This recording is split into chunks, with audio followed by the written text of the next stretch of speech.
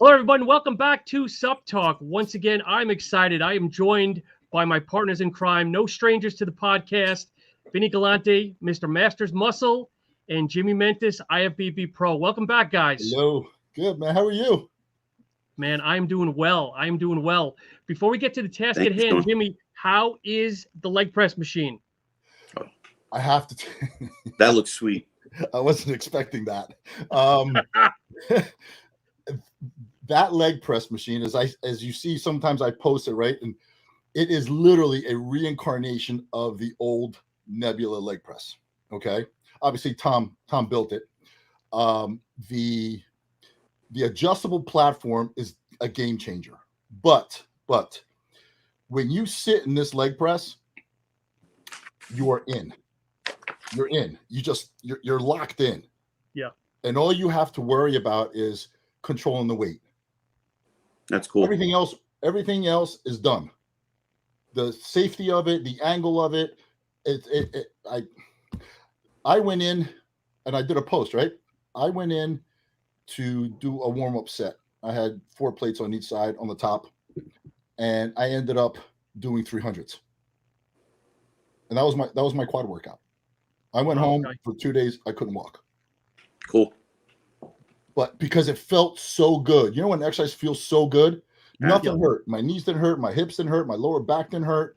My ass wasn't coming up on when I was coming down.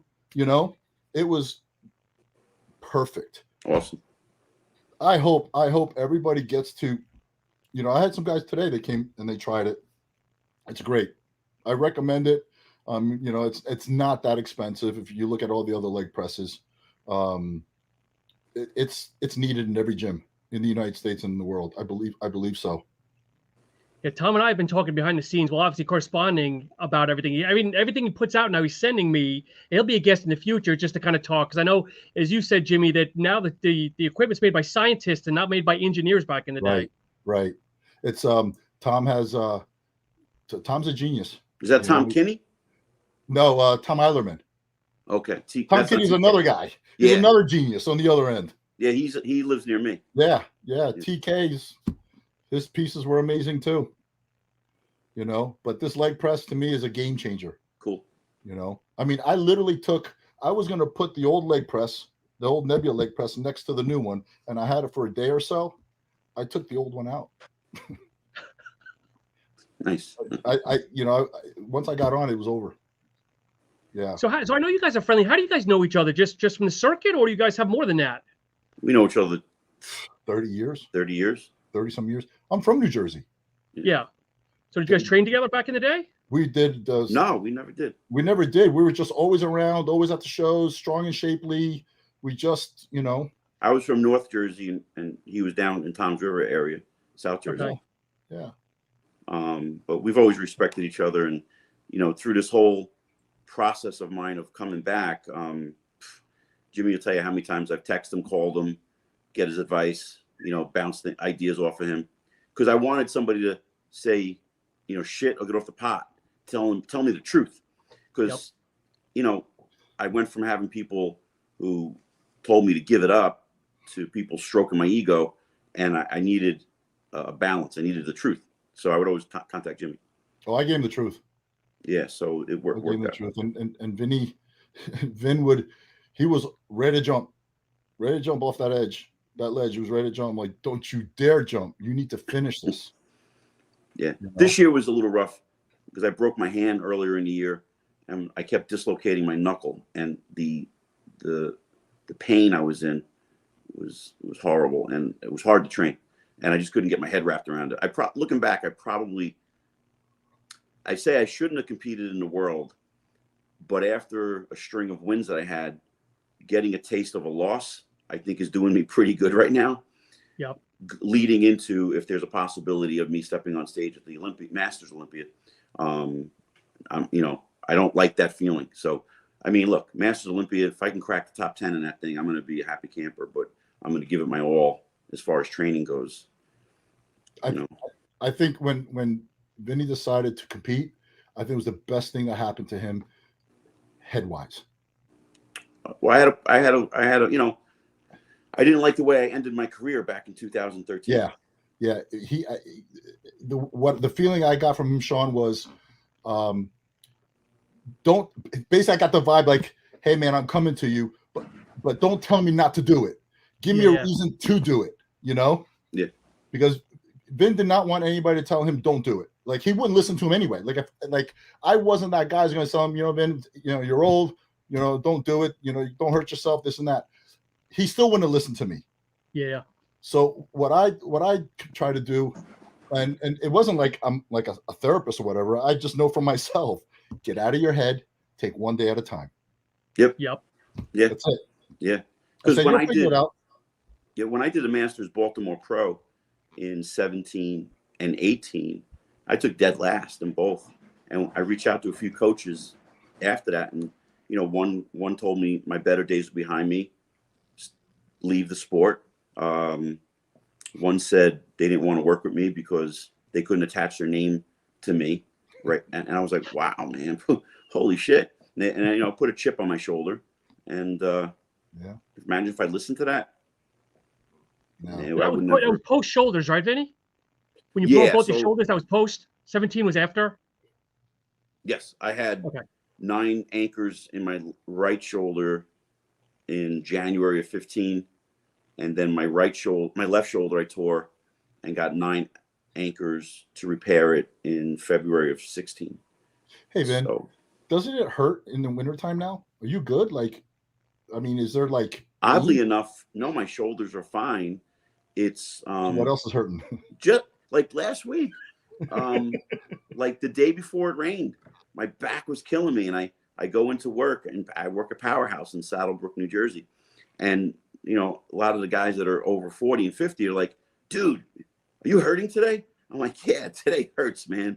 And then it was raining really bad, like 3 hours later. So I'm like, all right, I guess I must have some arthritis in my back, you know. But my shoulders are all right, because I really pay, even to this day, I make sure I warm up. I have certain exercises that I do. The second I think I don't need to do that, I can go right into my workout. I stop immediately, and I go into, even if it's 2 to 5 minutes of a warm up, I do it. And, you know, my range of motion is great. I know my limits with weights. I know when I could push it. And when I don't, you know, I've always, you know, I never listened to my body back in the day. And I try, you know, we're men, and as bodybuilders, we think, you know, heavyweight. And back in the day, I should have been doing what I'm doing now. I grow better with more slow, controlled, high reps. Right. When I do heavier weight, I usually wake up all banged up. And so now I'm like, you know, listening to the way I should train opposed to the way I want to train. It's two different things. It's funny because you posted the other day, you were doing legs on the leg press. I watch all your videos. I'm trying to steal tips, so if I do the Masters, I can beat you. You posted that on the leg press, you don't go all the way down, right? You don't go because of your lower back. I'm just the opposite. Like if I don't go all the way down, I don't feel anything in my legs. So I have to go extra lighter and control it all the way down, right? But I actually have to exhale on the way down, believe it or not. Just the opposite of what we're supposed to do. Yep. So I let the air out, so my diaphragm, everything can just sit on me, right? And then I go up, and because I've tried those halves, it does nothing for me. Full reps for me works. And I can go lighter. I do that mostly on the squats. Yeah. Leg press, I can go a little bit lower, but for the squats, I'm also, you know, it's hard for me to get my hands back to hold the bar with a squat. So I have to go through a whole shoulder warm up before I even get under a bar for a squat. And the thing too is there's not very rare I can find someone who knows how to spot. And when you're not comfortable, and there's some big dudes in the gym, but they have no idea. Like I always say this, the art of spotting has been it's long gone. Right. Yep. And it's a shame. That's like a little thing that you know, I try to tell some guys in the gym sometimes, I'm like, listen, when you're grabbing guys' elbows, squeeze the elbow. There's a tendon right there. Right in here. Yep. Squeeze the elbow and the weight goes up. Goes and they're up. looking at me like I'm crazy. And then when I do it with them, they're like, oh my God, I did 5 more reps. Yeah. So that, I don't know. I can't remember anyone teaching me that. It was just stuff we knew from the 80s and 90s. Just watching. Actually, I learned a lot training with Rich, right? Because he was spotting me, and then I would do the same thing. It just automatically, like, we learned from the pros. We learned, we mixed it up with the pros. You know, we had those, you know, those Champions Day, and then we had at the shows, and after the shows we would train and stuff. And I learned by training with them. Yeah. You know, I see people like so when you and I would train for shows back in the day, we had no distractions, and we weren't confused when we went to the gym, because we kind of like woke up before our feet hit the floor in the morning. We knew kind of, all right, I know I'm doing legs today, so I know what I'm going to do when I get to the gym. And we didn't have social media to confuse the hell out of us. Right. You know, it's good and it's bad. Right. I use social media and the internet now just to get a spark, to remember some stuff. But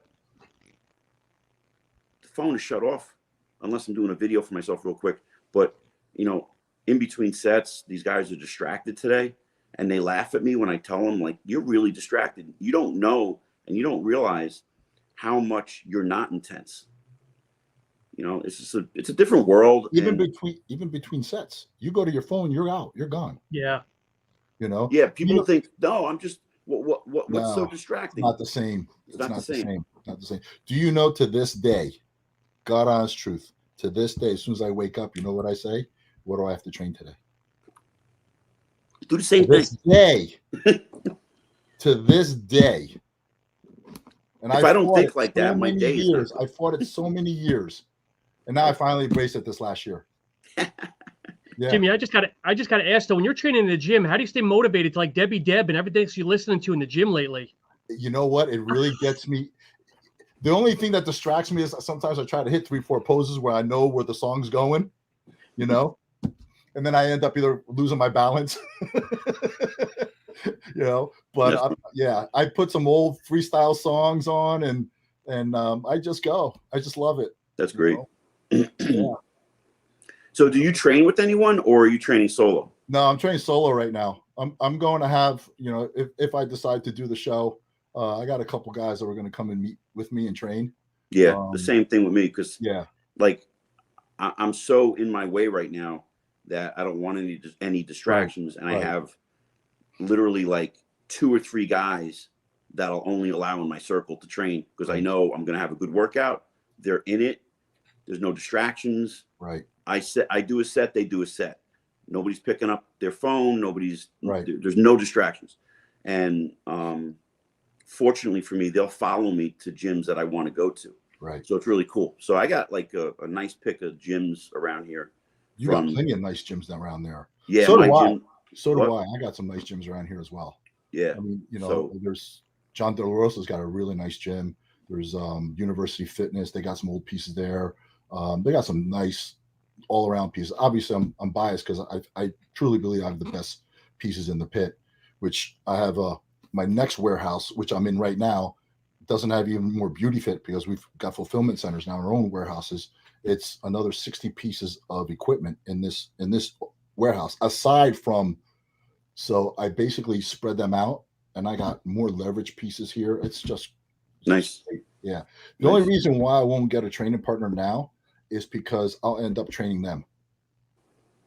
Yeah, no, I get you. You know, and nothing wrong with that, but not right now. I just want to focus on what's working for me, and then when I want to turn it up a little, because right now it's a very sensitive time for me. You know, I definitely want to do the show. But I want to be smart about it, because I have a full hip replacement. So, and my lower back's been really, really bad. So if I can keep my lower back healthy and build my ass again, I freaking lost my ass. and I think that's why I've lost like my lower back. That's why I got problems, right? So my legs are responding, everything is responding, build my glutes up again. But the thing is, every time I train my glutes and I go a little overboard just to go that one step more, they get sore and they pulls my lower back.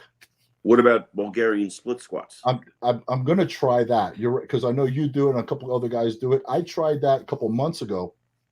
And I got carried away with 5 pounds, and they felt so good. 5 pounds? yeah. For me, once I go all the way down and go all the way up, I have good blood volume, right? So I did 5-pound dumbbells, right?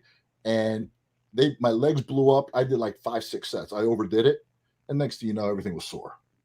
So, yeah, well, they'll kill you. Oh yeah, I love them. Absolutely love them. I got them from Evan Centopani. Mm-hmm. When he tore his quad and he was coming back, I don't know if it was in a magazine or online.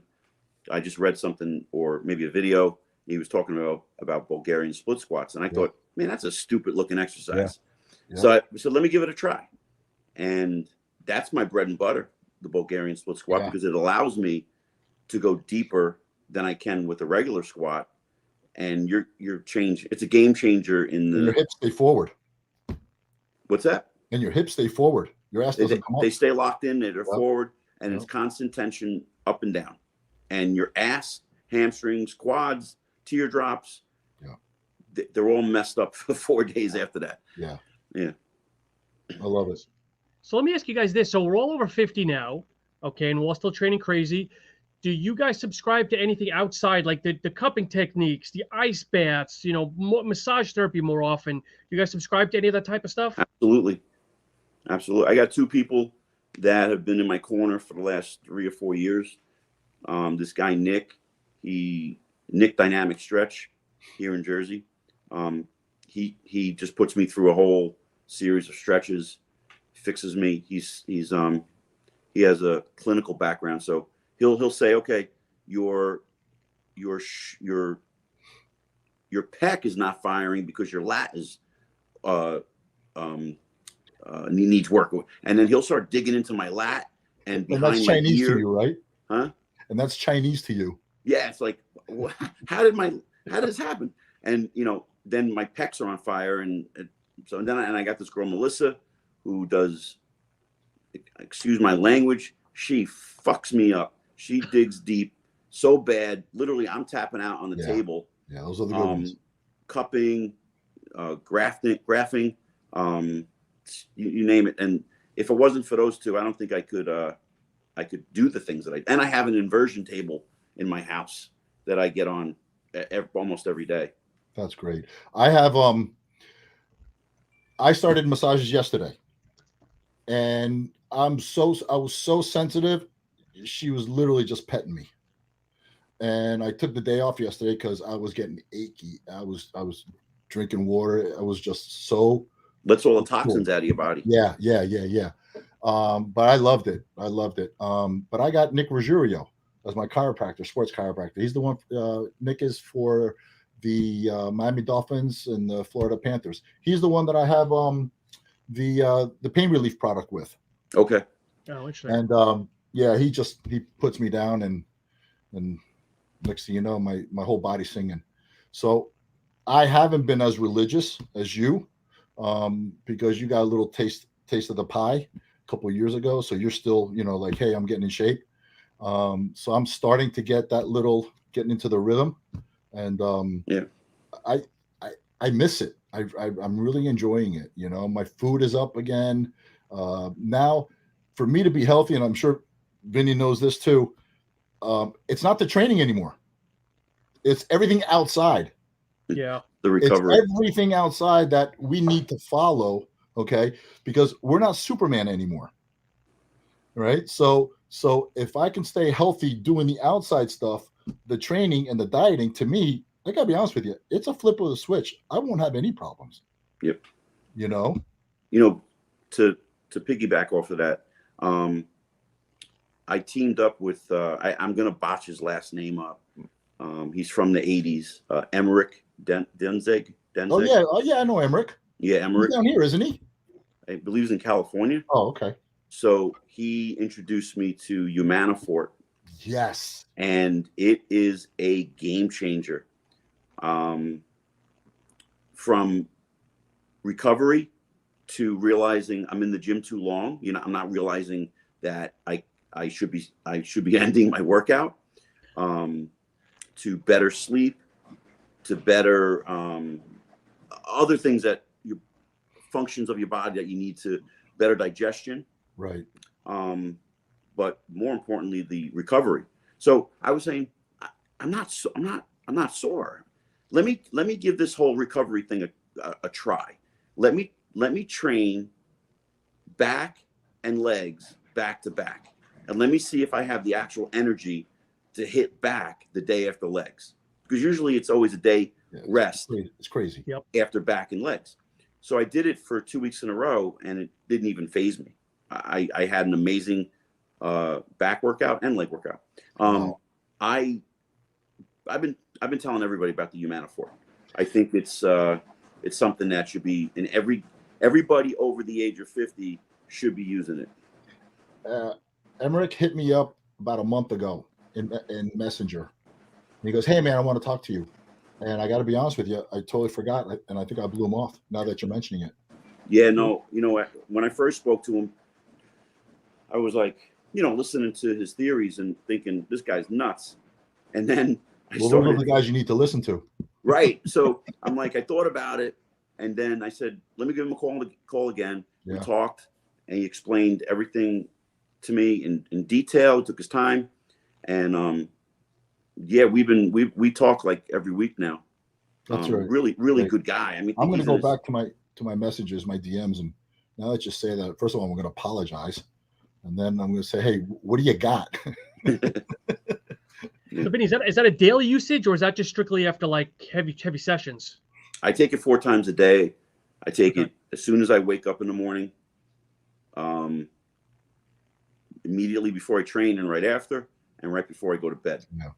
And the days I don't train, which are Thursday and Sundays, the other two times I take it is just 20 minutes before a meal. Okay. You guys make me feel I should put on a jacket or a hoodie. Well, dude, we're in the Northeast here, man. Well, that's what I'm saying. I feel uncomfortable. I don't want to. That's nice, man. You got a triple XL on that? Yeah, I got one for you. I got to send it to you. Jimmy, so are you eating better? So I saw I'm going to call it porridge or whatever you had yesterday morning or this morning. Are you eating better now? Have you always eaten good and kind of just stepping it up a notch? I've always eaten healthy. How's that? Okay. In the past month and a half, I've been eating like I'm getting ready for a show. Cool. And my calories are up there. I started at 2,500 calories. Now I'm at 4,000. And I was 260. Now I'm between 248, 252. And I want to stay here, clean up. Started my cardio nice and slow, 20 minutes a day. Like I said, I feel, knock on wood, I feel really good. I just hope that I stay smart and not let my drive and my enthusiasm turn me on to like, okay, let's go do another 15 reps or 30 reps, or let's put another 4 plates on, so I want to train me. I want to step out and have Jimmy Mentis train Jimmy.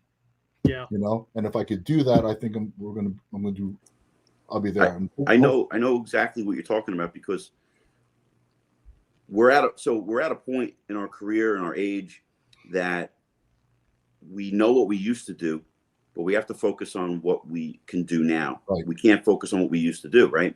And there's that point in the workout when you just know this is over. It's done. Yeah. Because it takes so long. It's painful. Mentally painful. Yeah. Yeah, because again, we're men, and we want to destroy the gym, and we want to be alpha and blah blah blah and all that fun stuff, right? So, but we got to be smart about it, because we want to have the opportunity to train tomorrow. We don't want to push the envelope. Is that extra set going to really do anything for us? It takes us so long to get past feeling the ligaments and tendons and then feeling the muscles. No, man, you have helped me with your videos and the talks that we've had. Obviously, you've called me to help you, but vice versa.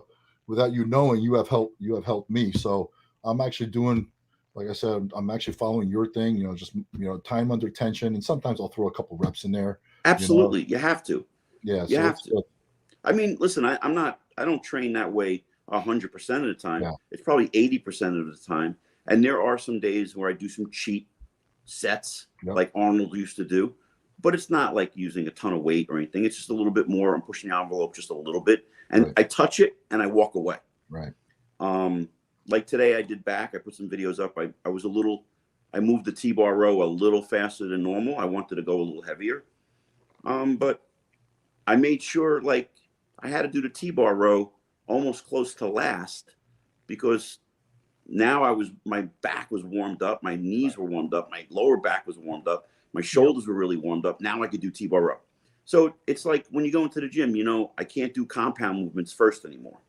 They got to be like almost third. And I'm still training on compound movements. Still. I've always.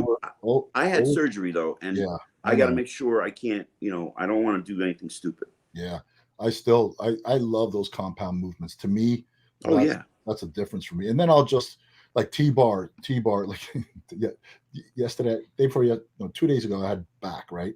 So, I had the carrying T-bar, and I got rid of it because I didn't want to take on that step. So I went back to the old school, the whole little landmine in the corner, and I took the row handles and I put one plate, and I said I'm just going to isolate it and just move. Man, that one plate tore me apart. Oh, sure. Tore me apart. My lower lats and the Christmas tree, which we got to talk about Christmas trees because today was a big talk about Christmas trees, even though it's around Christmas time. Right, Sean?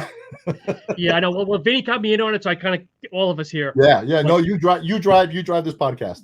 Yeah, no, I'm enjoying. Go ahead. But I'm gonna tell you something. I did 4 sets, maybe 15, 20 reps, isolated, and they felt good. I'm like, okay, can you imagine if I put 2-3 plates on this when I'm ready? Those compound movements for me work. Oh yeah, absolutely. Yeah. Jimmy, let me ask you this: if you wake up in the morning and you're kind of feeling so, do you go to the gym and put in a half-ass, or do you just scrap and say, I'm only going to go in when I'm feeling, 90, 100%? No. First of all, I don't train in the morning. Well, just in general, whatever it may be, like for your day. I wake up feeling like shit every day. So. Oh my God. At night, I'm doing the Masters Olympia. In the morning, I'll grab me a cup of coffee and I'm good to go. Right. Yep. But I've learned to take 1 minute at a time. Yep. I do stretch. I got some machines at home in the garage and I stretch. I got some turf on the garage and I stretch. And then once I eat my first meal, I expect too much from myself. That's my problem. Okay. I expect way too much. And I love pressure. I'm starting to realize, can I handle so much pressure anymore? Even though you mean pressure from in the gym training, or pressure like in general, okay. Business in general. I love my plate full. Love it. When my plate's empty, I'm miserable. And I'm miserable when my plate's full, but it's a different misery, right? So when I wake up in the morning, the first thing I think about is, what am I training today? All right. Then, I'll have my breakfast, I'll do my emails and this and that. By the time I get to the office, I'm good. But I never go into the gym, good or bad. I still go in. Okay. I still walk through that pit. And sometimes, Sean, when I don't feel that workout, I have no expectations, and they end up being the best workouts ever. Oh, yeah. Yeah. Okay. Absolutely. Sometimes when I put the pressure on, especially legs, like for some reason, a lot of bodybuilders, the guys who just love to train, if they don't have that good leg workout, it ruins the rest of the week. Yeah. Like if you don't have a good leg workout, it's like you might as well just not train the rest of the body parts. It's just, that's how I was. So even now, when I go in to train legs, I used to go in there saying I'm gonna have a great workout, right? And somehow, some way, during the middle, I'm like, I'm not having a good workout, and I'll just bring myself back and kind of start all over again. But now every leg workout, I'm calm, I'm relaxed, and I walk in, put some music on, And once that blood starts pumping in those quads or hamstrings, whatever I'm doing, I just ride with it. So I know Vinny. Good, sorry, Joey. So I can say that every time I leave the gym, I'm very happy, very content. Because I know, Vinny, we talked about it on a previous podcast that you've gone into the gym and just don't feel it and just walk back out again. Yeah. It's happened. Yeah. I mean, you have to remember, I'm a little scared sometimes because I've had the major surgeries, injuries. Yeah. So I don't want to what does it really matter if I miss a workout? It's not a big deal. Yeah, you're right. It's not like, the mindset of like you're being lazy. I'm not being lazy. I'm being very cautious, and I'd rather miss a day. Like 3 weeks ago, I walked in. Jimmy knows this. We're like you said a minute ago. We feel like shit every day, so we have to differentiate the difference between, okay, this is just the way we feel because we're in our 50s, and on top of that, are we really tired? Are we really beat up? Did we not recover properly from the last 2 or 3 workouts? And you have to really be smart about it. Like you said about being Superman, sometimes the workouts have to be Clark Kent-like, and there's nothing wrong with that either. A couple of weeks ago, I walked in and did a couple of sets, not even a couple of sets. I did a couple of reps on curls, and I knew that's it. I just walked out, and the front desk staff was like, "Where you going?" I'm done. Like, what do you mean you're done? And some of them are competitors. I'm like, you got to know when to call it a day. Yeah. And they're like, "Oh, you're being lazy." I'm like, "No, I'm being smart." Right. I went home, and I think that day I actually went to Five Guys. I had a big burger, some French fries, and I didn't do it because I was being lazy. I just know you knew. I need more food right now. I need an extra potato and chicken breast is not gonna get me over this hump of being tired. Yeah. And the next day I woke up fresh and I had a great workout the next day, and we move on. And then there's sometimes when I, that period of time between October when I competed to now, there have been little spurts where I purposely said, okay, I'm taking 2 to 3 days in a row off because, the energy I gave into the shows this year were full throttle. Well, I was in pain because I had a broken hand, and I trained through that. And I think that stressed me a little bit. And then I was healed, and I wasn't happy with not the results at the World, but at my own performance. Right. Like I wasn't me. It wasn't me. And I looked at the pictures, and I'm like, wow, I didn't look good. I mean, my back was flat. I was holding a lot of water. And when I start holding water, that's from stress. And I wasn't stressed out. I was just stressed. Absolutely. Yeah. So I knew that, and I went on vacation for a week and regrouped, and I said, I'm going to do Daytona. And I didn't train that whole week when I was on vacation. I recovered, relaxed, full throttle again, training balls out. I was healthy. My hand was good. And now from October to now, I've picked 2 to 4 days every once in a blue moon on purpose, even if I was feeling good, because when the talk of the Masters Olympia was coming up, I'm thinking I need to prepare myself to be fresh when January comes. Right. Yep. Because you got to be smart about this at our age. And I was like, I need to be fresh. There's no reason to kill it now, but when I do go into the gym, I will kill it. Yeah. And taking 2 to 4 days off is a smart thing leading into a prep. I wanted my receptors clean. I wanted my joints healthy. I wanted my brain fresh, and just, I just want to do the right thing and just trying to approach it right. Your body. Truth be told, yesterday I told you guys I got a massage, right? And I was achy all day and this and that. At 9:30, I went to Five Guys. 9:30 at night. I had 2 double cheeseburger, French fries. Was in bed at 10:30. Woke up in the morning, feeling full, down 2 pounds. Oh, jeez. Down 2 pounds. Down 2 pounds. That's right. So like my body, like, and Tammy's like, you're eating burgers 9:30 at night. I said 9:30. I'll be done by 10. 10:30. I'm in bed. I said I'm achy. I know I need some food, and chicken and rice ain't gonna work right now. Yep. Yep. But you and I come from an era that we we were not nervous in getting a little fun fat on us. Yeah. And this era, I feel, is too stressed out. They're always lean all year long. Because of social media. Right. So, yeah, social media is painting a picture, Yeah. and they're getting stressed out, and they think they need to eat chicken and tuna fish. Right. I don't even know if people eat tuna fish today, you know? But I mean, like, they eat so clean, they're not growing. And you and I came from an era like, we know the fat's going to come off. We know how to diet hard and get in condition. I trained so good being 20 pounds overweight. I was strong. My joints were lubricated. I felt great. Yeah. I mean, I have a little fun fat. I went from having a 6-pack to a tiny little keg right now. That's okay. Yeah, no, and it doesn't bother me. Yeah. It doesn't bother me. Doesn't bother Vinny, me. I think I'm going to trademark that fun fat. Yeah. Fun fat. It's fun fat.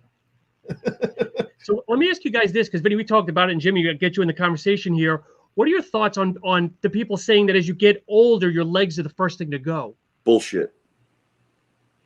Well, here's the thing. Yeah, I'm going to debate that with Vinny. But I'll tell you what. All right, good. The lower back, the spine, L4, L5 is definitely compressed. So there's no the circulation. The first thing that goes are calves. Okay, the first thing that goes are calves. Then the hips go. Then the glutes go. Now, the reason why most older bodybuilders lose their legs is because they're not training them anymore. Correct. My legs have gotten smaller compared to my upper body, but the past 3 months, just giving them a little love and training them properly and foam rolling and doing this, within 6 weeks, 8 weeks, my both of my quads, my legs have grown 4 inches. Wow. And that's why I say that bullshit that Vinny says. That's why I can debate it, right? But the thing is, I also have a full hip replacement. I also have an L4, L5 compressed. So, but my legs are getting pumped. They are triggering. So I don't know if they're going to grow or not. But I remember Dexter getting ready for the Olympia. He goes, if I can keep my legs full,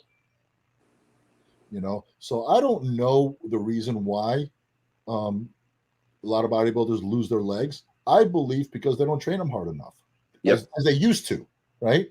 Get on the squat rack. I remember I used to get on the squat rack for 2.5 hours. I never left. That was my whole workout. I would start with a quarter on each side, then I put a 45, then I put a quarter, then I put another 45, a quarter, and I would go all the way up to 405, 500, and then all the way back down for 2.5 hours. I'd just take a bench and my water and my towel and my belt and my wraps and whatever else I need and a cross, and and I wouldn't leave. I wouldn't leave the squat rack for 2.5 hours. So I agree with everything you're saying. So I looked at it this way. I can't get in that squat rack. On a good day, I got to 405. So my squat used to be around 315, 365. And I can't get there today. But I can squat 275. Anything more than that, my back is shot and I'm weak. So I started looking at it, like I said earlier, I focus on what I can do, not what I can't do anymore. And incorporating the Bulgarian split squats into my arsenal is an exercise I've never done. So I think, as you know, when you add something new, you get a response from it. And the time under tension has worked for me. My legs are better now than they've ever been. They're bigger, they're fuller, they're more 3D. My hamstrings hang. And it's the only thing I can say is I'm fortunate and I'm just really grateful that I'm able to have an open mind and not closed-minded, trying to force myself to train the way I used to train, or I would be injured again. Well, think about it. If you want to grow your legs, there's a way. Wherever there's a will, there's a way. Absolutely. So you had the will and you found the way, right? But everybody else in their 50s, old bodybuilder, there's no will because there's why. Yeah. Why? I agree. I see a lot of these guys who I've competed with on the master circuit still trying to squat 405 and they're moving 3 or 4 reps. And I'm like, oh my God, guys. And you know what? You don't want to believe in what I say? Great. Let your legs shrink. I don't care. And I love some of these. I mean, some of these guys they're great because we all have the same, common interest. because we're older now and we're on the other side of it. And, you know, it's funny, like, you know, back in the day at the Nationals, it used to be, you know, a normal conversation about gear use. And then now I'm in the backstage pumping up with guys in their 50s, and we're talking about Vanguard accounts and 401s and all this kind of stuff. And some guys have grandkids, and like, where am I? You know? So yeah, we talk shop about training, and you know, there's a lot of guys out there. There's a lot of guys out there that have DM'd me and are still out there. The ones that maybe have not DM'd me, but there's a lot of guys out there that still have the drive to train. Even guys who've never competed before. Yep. In their 50s, you know. And I think it's because of the 90s. Because, you know, you still see Rich training, you still see Barry DeMay training, you still see all the old guys, all the old school guys still training somehow, some way. Yeah. Barry DeMay looks great. Yeah, are you kidding me? Lee Labrada looks great. That's what I'm saying. It's like, you know, and every time, you know, I stopped posting for a while, you know, my workouts, and I was saying to myself, you know, who wants to see me train? You know, I mean, look at all these guys, these new guys, they look phenomenal. They got so much more content, this and that. Why am I posting a workout? I mean, what am I getting out of it, and why should I do it? Who wants to see me? So, but there's thousands of guys our age that are being inspired. Thank you. You know, and I realized that because every time I posted a video, I would get so many DMs. Like I'm talking about, like the other day I posted the leg press. I did 300s. Okay. I had 50 DMs in a matter of 45 minutes. Yeah. You know, and I stayed up all night answering them because I was like, holy shit. You know, if I can just help one person, two people, and it's in all the conversations, guys, you know what the conversation was? You guys can do this. That was it. Yeah. They're like, how are you doing this? I mean, is there a secret? How are you doing? I said, no, you got to know your limit and go right under it and push yourself. Wherever the mind goes, the body will follow. Kevin always used to say that. Absolutely. Is it humbling? Is it humbling though, Jimmy, to know that you were truly an IP pro for what, 8-10 years? Yeah. And you still here 20 years later that people are still like, oh my God, whatever happened to him? Except for you, Vinny. I mean, you're more in the spotlight now. Yeah. But again, I've got covers from you from Muscle Media 2000. I've showed you, and Jimmy, I might have one or two of your magazines still. And I'm one of those old school guys. What happened to the old school guys? You know, it's very humbling. It's sometimes you're like, what do I say? What do I do? And then sometimes you're just like, you know, my wife tells me, you know, just be you. Just, you don't need to set yourself up in any way. Just be you. Yeah. And the past 6 months, I've just DM'd them, and sometimes I actually send them a video of explaining something from the pit. Yeah. You know, like I'll leave the office, I'll go to the pit and show them the exercise, you know, even a hand grip, you know. And I love it. I got to be honest with you. I think that's what makes me keep going, to be honest with you. I had a DM, I think it was a month ago, where a guy messaged me and he said, so the guy had problems. He was 30 years old, and he messaged me to say, thank you for the content you're putting out. It gets me to the gym, blah, blah, blah. Now, I really, that was it, right? The next day, and this was the most, touching thing. His mom messages me and says he was going to take his life last night. Wow. Damn. But you and other guys that he follows have inspired him. Thank you for being there for him in a way you don't even know about. I'm like, holy shit. I'm like, wow. And you could touch somebody's life like that. Humbling. Yeah. Wow. Yeah. I mean, that's just amazing. You never know where someone is emotionally and mentally. You never know. No, you don't, because I keep saying, I remember 10 years ago when I wasn't in a good place, and I remember going to talk to somebody, and they told me straight out, I don't want to hear your problems. I have my own. Please leave me alone.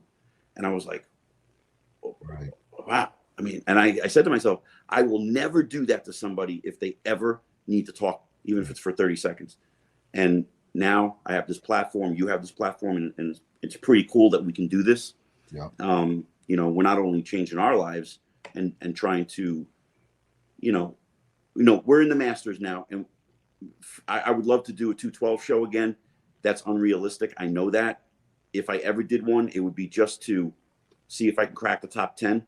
But we know where our bread is buttered now, and we're having a second wind at our careers in the Masters, and stepping on stage and being kind of like a beacon of light for some people. Yeah, You know? there's a reason why the Masters are popping up everywhere. You know, we're very lucky to have. Well, Gary Udix. Gary Udit. Yeah, Gary is. Tim Garner. Yep. Chris Mines in California. Yep. Rich Singelman. I was planning. I told you I was going to do the Legend Show. Was it last year? Yeah. You know, I planned to do it, and then it was just my whole lower back. But they're popping up for a reason, you know. And business wise, if they weren't making any money, they wouldn't be doing it. They wouldn't be doing it just because we feel like we need a show, right? Right. So business wise, there's an attraction there. I mean, there's a Masters Olympia in Romania. I wish that Steve Weinberger had a Masters at the New York Pro. You never know. That would be great. You never know. You just drive down the street to it. Yeah. You never know. You know. So what are you guys hearing on the street? Sorry, Joe. What are you guys hearing on the street for the Masters? Though, are you hearing more positivity, neutral? Because again, the actual pros that are still younger are kind of all against it. You know, we've talked about this. Jamie Milos is, you know, think it's the worst thing you'd ever have.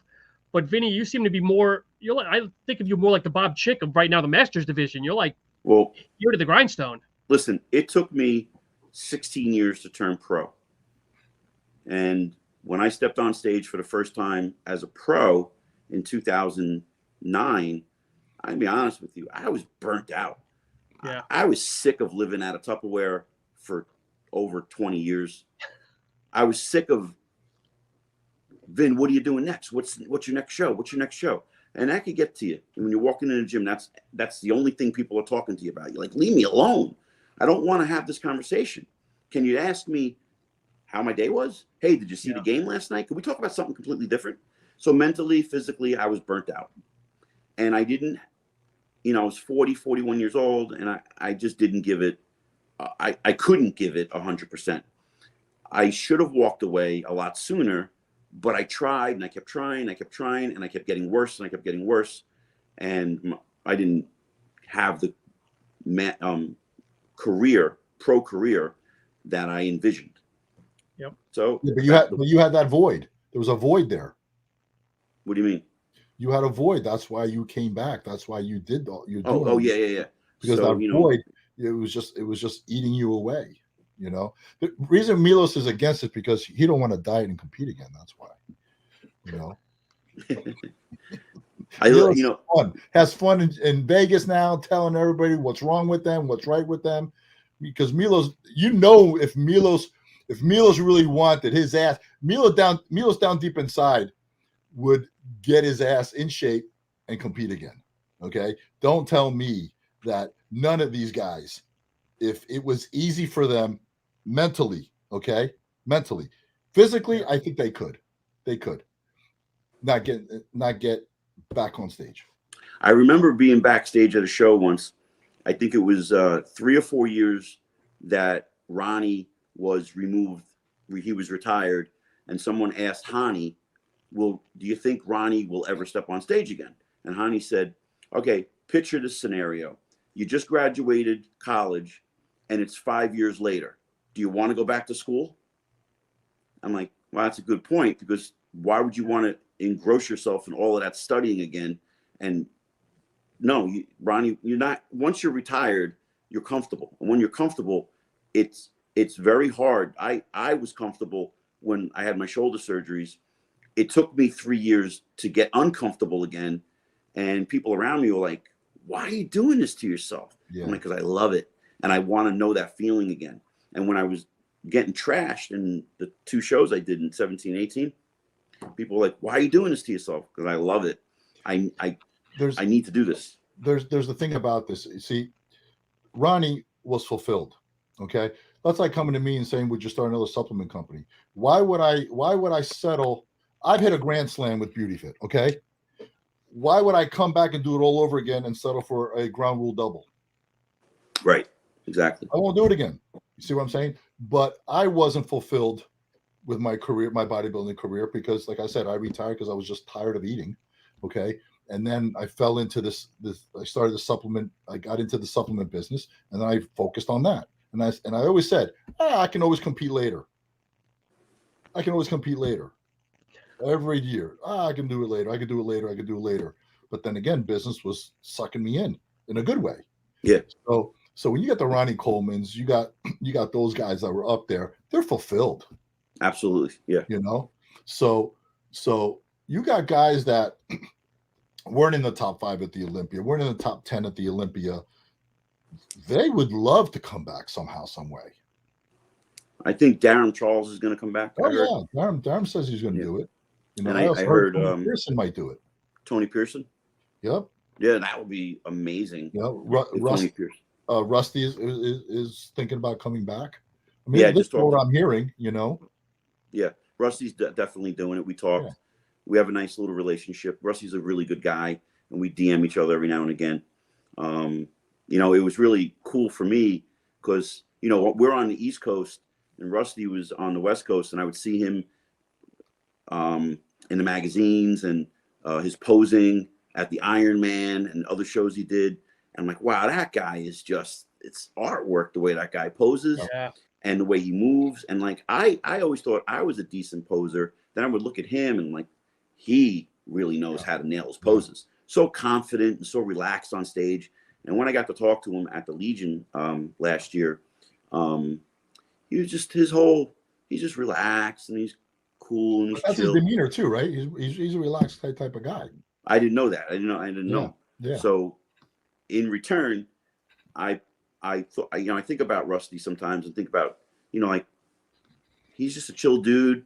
And it kind of helped me in the next level of, I'm going to say it this way for lack of a better term, my own chillness. Right. Because as we've gotten older, I need to like, hey, let's just take a step back here and analyze this situation, just like you're doing, the same way you're doing it.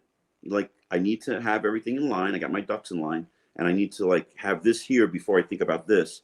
And, you know, being around other guys that conduct their lives like that, it plays off and you learn from people. Right. You know, I'm 55 years old and I'm still learning. We're always going to learn. And if we stay open-minded, you're always going to learn. I learn every day. I learn about training. I learn about dieting. I watch the C-Bum videos. I watch the Nick Walker videos. I watch everything. I pick up new stuff.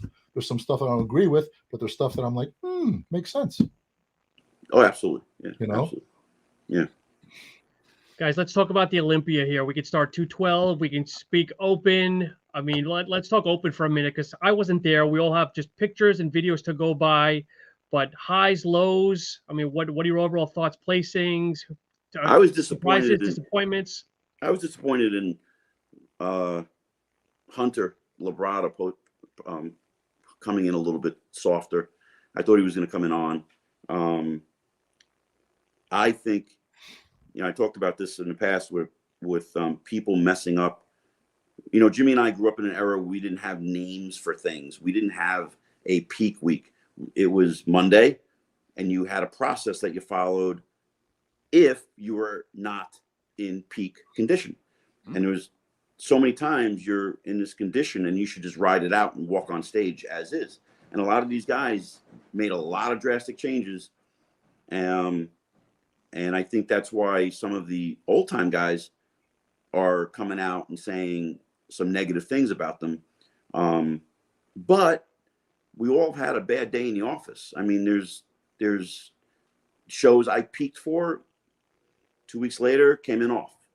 So it's hard. It's hard to, and you know, with being on social media now, you know, if we had it back in the 90s, some of those guys could have had their ass handed to them too on social media on their condition. Then nobody ever hits their peak perfectly. So I feel bad for the guys getting trashed right now about, you know, Hottie, you know, is being compared to Dorian Yates' back right now. I've seen that. You know, I think Nick Walker hit his hit his conditioning perfect. I was getting text messages from people, I think on Thursday. You see how crappy Nick looks? I'm like, he's flat. Yeah, he looked flat. He looked flat. He's got 24 hours to carb up. Like, no, he's never going to do it. I'm like, guys, you don't know bodybuilding then. You don't know bodybuilding. So, well, here's the thing. Overall, I think the guys look great. Overall, and I'll tell you why. I have a theory. I've been looking at this thing, and I like dissecting things, right? And sometimes it works for me, and sometimes it works against me. But I take my chances. I have a theory on what's been going on the past 5-6 years with bodybuilding. Can we all agree? You don't have to agree with me, but everybody is off at least 10 pounds. Everybody on that stage could have been 10 pounds lighter. 1,000%. Okay. So you're 10 pounds lighter. Now you're drying out. Is it more dangerous or less dangerous? More dangerous. Well, it depends on. Listen to my theory, because I know where you're going to go with that. 6 years ago, or 7 years ago, when everybody was dropping left and right because they were peeled, right? Add the diuretics, they're dropping. Either before the show, after the show, in the hotel rooms, something was going on. Now, it's falling back on the IFBB. So, again, I think this is my looking at things. So they basically said, let's regroup. Let's start rewarding the less shredded, ripped, more fuller look, because we don't want them dropping. I agree with that. Okay. Now the guys are coming in 10 pounds heavier because that's the look that they've been rewarding. And everybody says they look like shit. And they're being compared to the guys in the 90s. Yeah. See what I'm saying? Yeah. So to be fair to the boys now, they don't know any better. And that's in all due respect, right? They don't know better, because that's the look that they have seen being rewarded. The nice full look. No striations on the shoulders. You know what I'm saying? No feathers. Nobody had any feathers on their legs. Nobody. Right. Okay? Yep. And true, no one had Christmas trees. Nobody had Christmas trees. Okay? So, but back then, everybody was on thyroid medication. Everybody was 10 pounds lighter, 15 pounds lighter. No one was over 240, 250, 230, 225, 230, 235. That's it. At 6'1", you were 240. You were still overweight. But you looked bigger. Yeah. Okay? So now you got the boys looking at 250. I mean, Nick lost 50 pounds. Why would you gain 50 pounds to lose 50 pounds? How much weight are you going to gain after that Olympia, your last year's Olympia? Put 20 pounds on you. Work with that. Why would you gain 50 pounds? Your body went through everything to lose that weight. Now, I don't know what this guy's taking. I heard that, I'm not saying he's taking it, but I know they have access to DNP. I know they have access to all that kind of stuff, which is dangerous as shit. Okay? So now they're coming down to a level which is basically 3 weeks out, 2 weeks out, let's say. Okay? 2 weeks out. And they're just sitting there. And they feel that is contest shape. So we had 4 levels of getting ready for a show. You had your off season, you had your hardness, you had the hard status, right? And you had the getting cut status, and then you had the shredded status. These guys are in between these two, hard and getting cut. Okay? Now, you throw in that colored background, okay? And you throw in that whole stage, those guys aren't looking good on film. Yep. Okay? Okay. So I don't want to go to the Olympia. I want to stay on the athletes. So if these guys would come in 10 pounds lighter we would all shut up. But they don't come in 10 pounds lighter because the judges are rewarding that look. So what they do is the judges are saying, okay, who's the best out of this look? Not they're saying, well, you guys aren't in shape, because they can't say that. They have to pick who's best out of that look. Mm-hmm. So who was the best out of that look? Right. I think they were spot on. I agree. I agree with you, what you're saying. You know, because when you're over, when you have, and I'm going to stay at the 10-pound mark, when you have 10 pounds over the weight that you're supposed to carry to get ready for a show, anything you do is a plus, is going to work with you or against you. And 8 out of 10 times, it's going to work against you. Example, Hunter Labrada. Whatever he did screwed him up. Whatever Ramy did screwed him up. Whatever Bonek did screwed him up. You don't think the guys today are taking diuretics? I think it's a lot less than the 90s. I mean, that's just me. I think because of that risk factor. Here's the thing. Even if they're taking diuretics, they're 10 pounds. They have 10 pounds more weight. It's not going to show. They're just going to come in harder. There's no straight. There's body fat on them that they're not going to see that quality muscle that some of these guys might have underneath. Are you telling me? I've seen these guys in these videos during their workouts. They freaking look amazing. Right. So why don't they walk on stage like that? That's my point. That's what I'm telling you. Because when you said that peak week, because they're 10 pounds overweight, they think now they're going to cut off their carbs and carb up and then take a diuretic. You can't do that when you're not freaking shredded. Because when you're shredded, you can lose something and still be there. But when you're borderline, let's put it this way. An example. I don't know if it's going to work. The example works or not, but follow me here. You're borderline diabetic. You eat sugar, you're going to be a diabetic, right? So that one step is going to throw you off. So anything they do that's going to take, because it's a chance. You're taking a chance. Yeah, I know. So you're taking a chance and saying, okay, hey, why don't you eat these carbs, eat these fats, throw in a steak, and let's see how you look in the morning. But when you know you're ready, okay, when you know that you are sliced and diced and you got that face of death in you, Skeletor, right? You can have your carbs, you can have your steak, and if you wake up in the morning, you know what? You cut your water a little.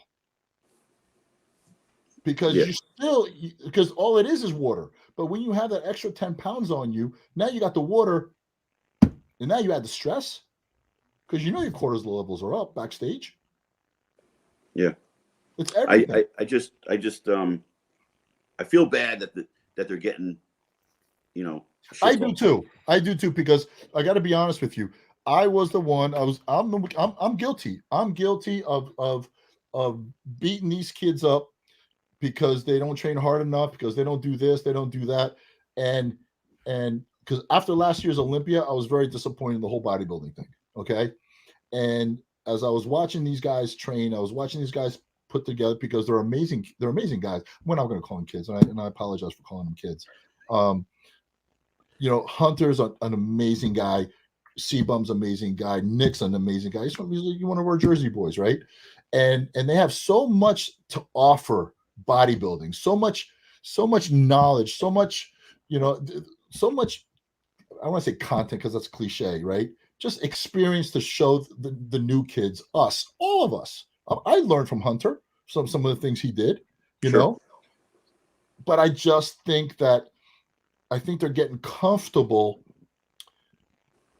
not going to that edge. And in bodybuilding, it's all about conditioning. Yeah.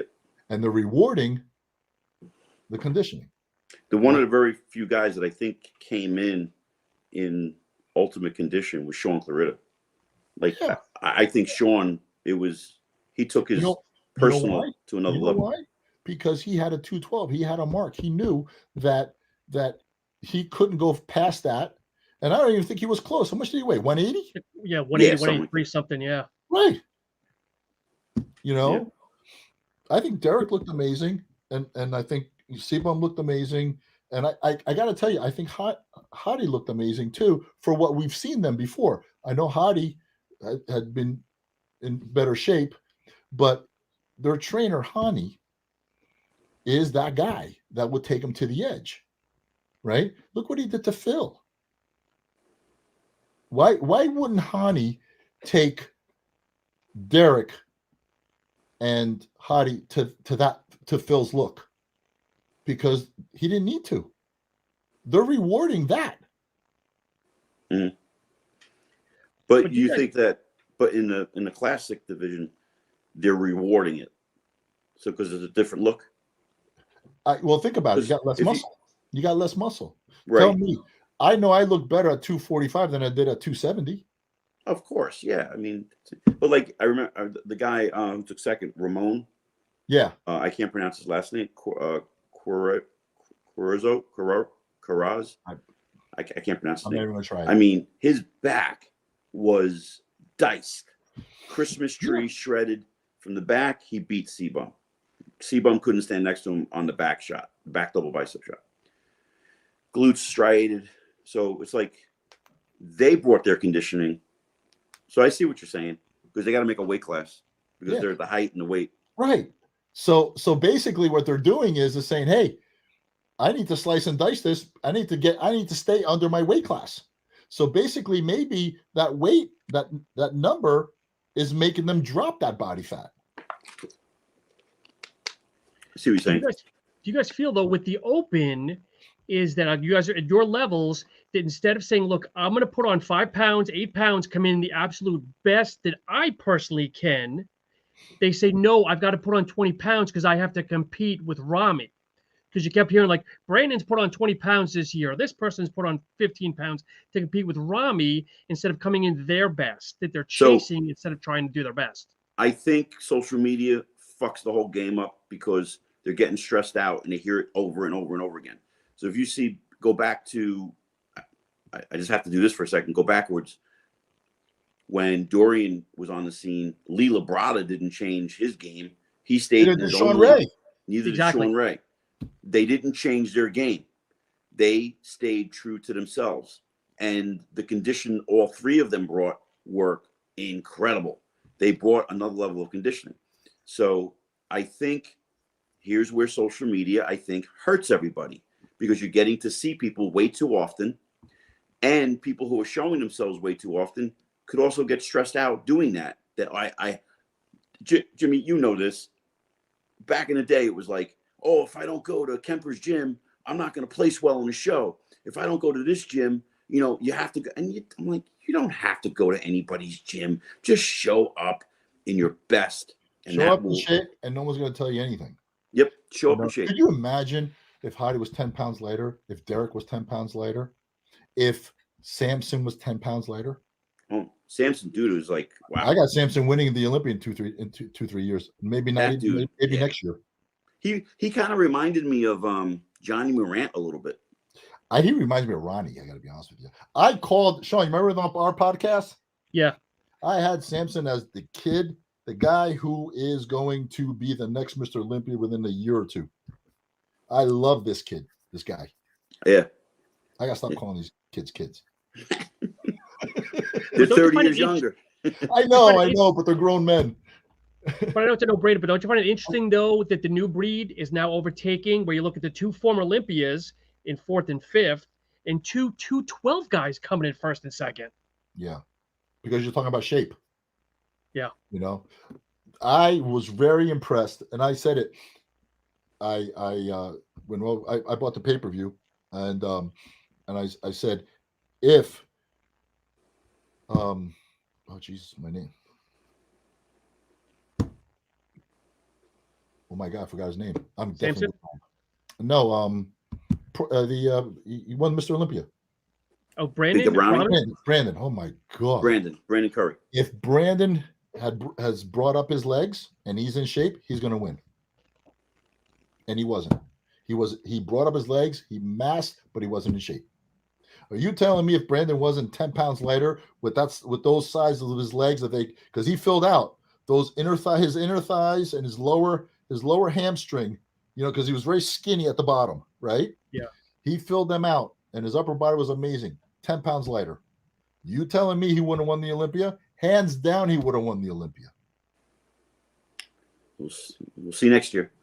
That's what I'm saying. The thing is, everybody's telling them, you guys look great, and we're rewarding this. No one from the IFBB Pro League is going to turn around and say, guys, you guys got to come in tighter. They're not going to say that. Because then they're going to start this whole thing again, and it's just going to snowball, especially with all the noise that's been happening now. So yeah. Jimmy, I know you're a big Samson guy. You don't think Derek has a chance? I mean, everybody had Derek maybe best top 6 at the 5th, 6th, 7th place, and he surprised everybody. I think I had him top 5. Remember? Did I have him top 5? Yeah, but not as low as second though. Yeah. Listen, Derek at his best and Samson at his best. I still have Samson because he's the bigger guy. You're talking about muscle. Yeah. Okay. That's like saying, because Samson reminds me of Ronnie. I'm not saying he's as good as Ronnie, but if Samson can get in that type of shape, that sliced and diced shape, he's a bigger bodybuilder. I thought I had Samson beating Rami when I was they couldn't keep Rami out of the top 5. They just couldn't do that. Yeah, well, I know, but I thought Samson beat him. And I do believe everybody's saying that he had nerve damage in his back. I do believe that Rami wasn't opening his back in the back double by. He was just holding it there. He wasn't opening it up. Possibly. And that's another thing across the board. I don't see a lot of these guys really posing that great. I think there's a lot of poses that a lot of guys could fix their posing, and they could actually look better in comparison shots. Yeah, I don't think they're strategically posing. I think they're posing for whatever looks best for them. But when it comes down to the stage, I think they get sidetracked. And something's off. Yeah, you can definitely see some of the poses. But again, I think overall, I think the guys did great. I was very happy to see that. Like the top 10, Ian. All right, like you said, there's a fuck up. There's stuff going on. You don't know what's going on, but leading up to the show, they all look great. And I think they just need to go back to the drawing board and make room for that. Drop another 10 pounds. Come in a little harder. Gain the 3 pounds of water, you won't look that bad. I was saying to you before, like how you and I, blanket. Back in the day, we didn't worry about gaining a little bit of body fat, but we also kept it within the realm of 15, 20 pounds. Yeah. Right. Absolutely. So when you're saying a guy like Nick Walker gains 50 pounds, why did he gain it to lose it? Nothing against him, because I know him, but I don't know him. Right. So I don't know his camp and I don't know what's going on. So I can't say anything, but maybe that could be reevaluated in their prep for next year. Maybe 50 pounds is way too much. And if he only gains 25 pounds and holds that kind of condition throughout the year, maybe that would be better for him, and he could possibly win the Olympia if he comes in even better. So like you're saying, maybe to learn from it and regroup and come in with a different game plan. And I think Nick should cash out on this 3rd place win, put 20 pounds on him and make him available to go guest pose and guest appearances all over Europe, and charge 10, 15 grand for the guest appearances. And I think he'll get it. Probably. Oh, yeah. This is the time that Nick needs to cash in on his work. If he sits home and he turns around and he goes, well, I'm going to win next year's Olympia. Yeah, you can say that, but get your ass on the road. Okay. That's what I did. And that's why I never did an Olympia. I never even qualified for the Olympia. Get your ass on the road, put some weight on you because you're a monster. Okay. And go out, guest pose, shake hands. What do they say? Kiss babies and shake hands and kiss babies. Charge 10 grand, 10, 15 grand, somehow, some way. He'll get it. There's no way he's not going to get that money. Yeah. Go out there and build your future. And then you know what? Shut it down 16 weeks before the show. That's what I'm saying. Stay between 20 pounds, right? Shut it down 16 weeks before your show and get ready for the Olympia. And yeah. You know? Jimmy, since you watched it live, I didn't watch a lot of the night posing routines. Was there anybody that blew your mind? Andrew Jack looked like he had a little bit of grace to him. I don't know if Sam Samson did. Was there anybody else that had good posing? You know, I was expecting Nick. Speaking of Nick, I was expecting Nick to come out and hit some double bicep and most musculars and some side chest and call it a day. He actually put a routine together. Really? Okay. Yeah. They all had good routines. They all, can they do better? Of course, we could. We could all done better. Overall, I think it was a great Olympia. In the open class, the 212, the classic. I think the bikini, there was a message there. In the bikini, Little Marine winning it. Did you see the girl that competed? That I don't know what she had, if it was synthol or something in her glutes. Well, I think she's always had that problem. I don't think it's synthol, whatever it is, or an implant or something. Looked terrible. I think she's always had them. I'll be honest with you. When I first saw her years ago, I think she always had them. I think she was just never lean enough to establish that something was wrong. Yeah. I think to me, I'm hearing that she swears that they're not. But who are we? Yeah. It could be both or torn. No, there's definitely something going on there. I think the wellness was good. I think the wellness is definitely going to get out of hand next year, and they're going to have to control that. Well, bottom line, every division is bodybuilding. Yeah. And so we progress each year. Yep. That's why, like guys, I think like Keon is going to be moving into the 212 division. Yeah. Because you can't. You mean Breon? Breon. I say Keon. Because Keon, to me, I think Keon has an amazing physique. Keon. Yeah. Keon. Yeah.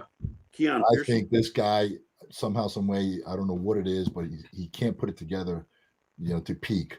But this guy is like. Well, I think Keon is still learning his physique. Yeah. He went from classic to 212. He's still growing. He's a young guy. I think Keon is just trying to find his way right now. I don't think that he's not that he's not doing enough. I think he's just got to find out what works for Keon. Yeah.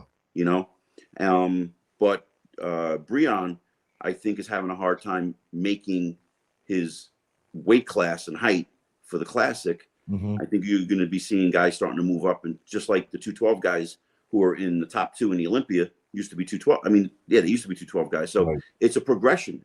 It's bodybuilding. I got to hand it to Breon. He's always with his shirt off, even in his off season. I could never do that. This kid's butt naked all the time. He's always training with no shirt on. He's always doing this, even like months out of the Olympia. And I'm like, this guy's great. I mean, everybody should be like that, just free and just like, screw you guys. I'll see you guys at the Olympia stage. But no, we have to stay covered. We have to hide everything, The new thing is your pump cover. Some dude came up to me. He's like, "That's a cool pump cover or cover pump, whatever they call." I'm like, "Your pump cover."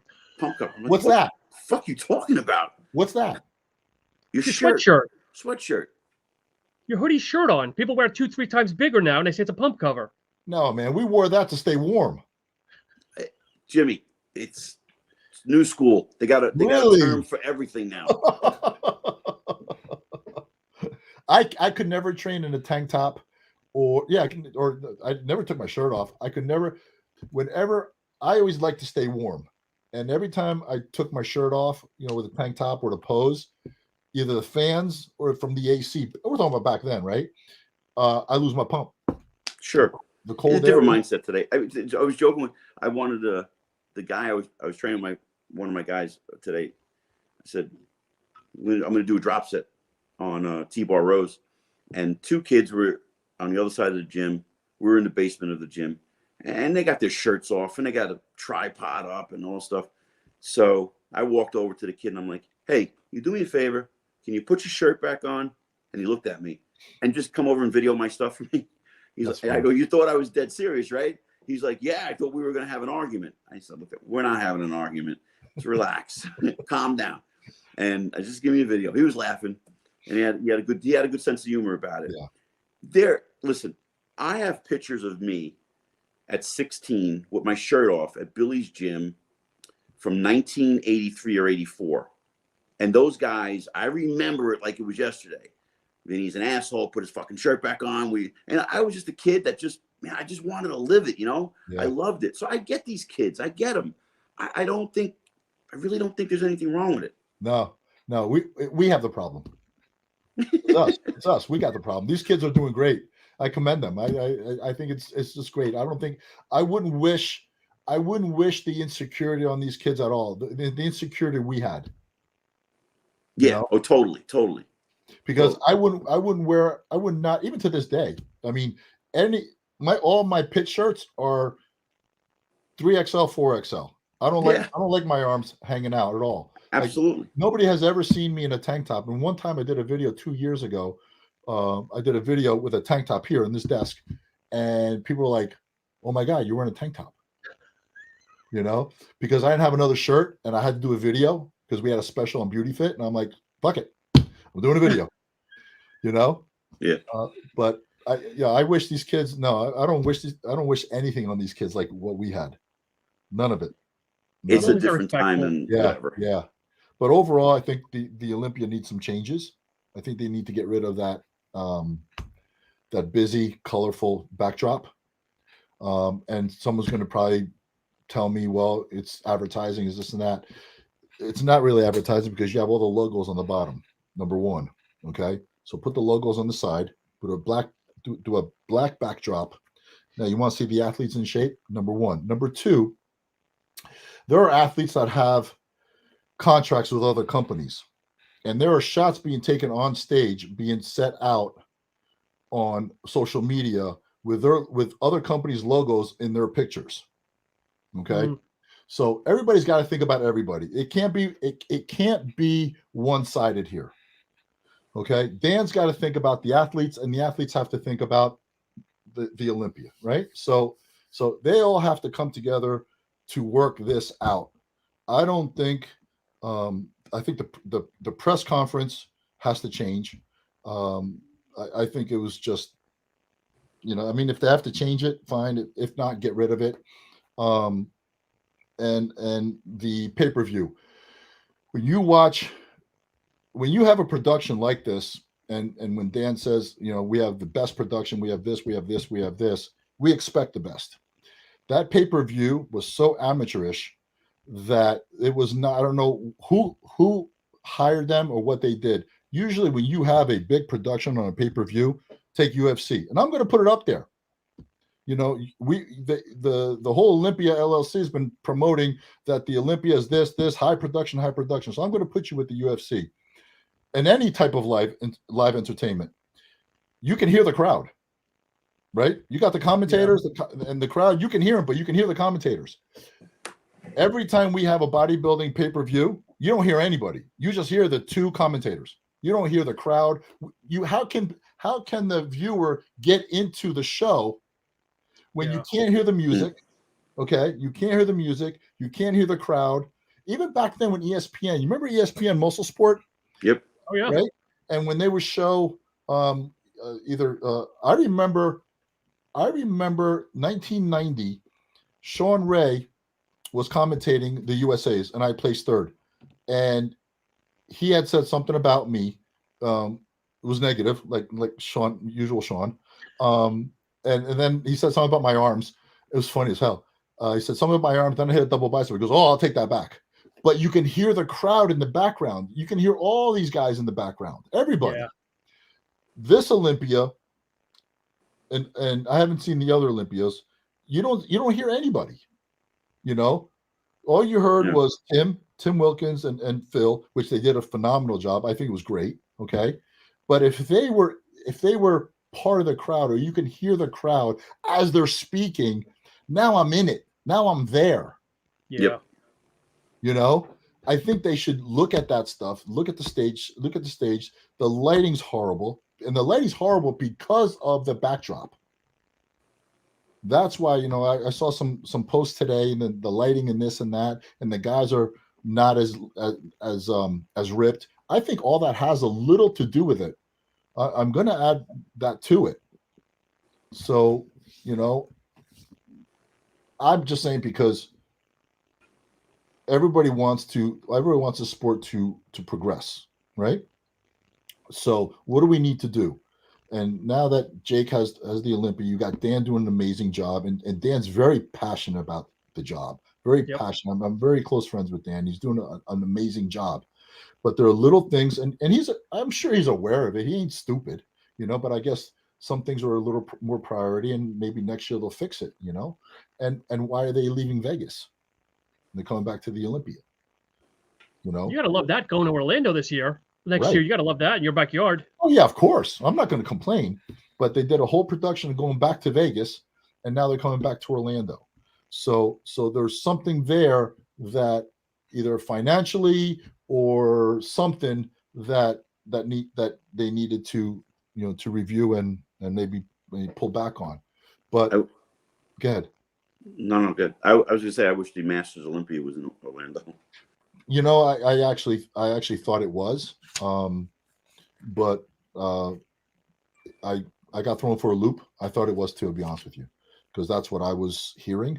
But for some reason, I think Jake wants it in Romania because it's Alina's hometown, or she's from there, right? So they're building the brand over there. It might change. Listen, the Arnold Amateur was off. Now it's back on.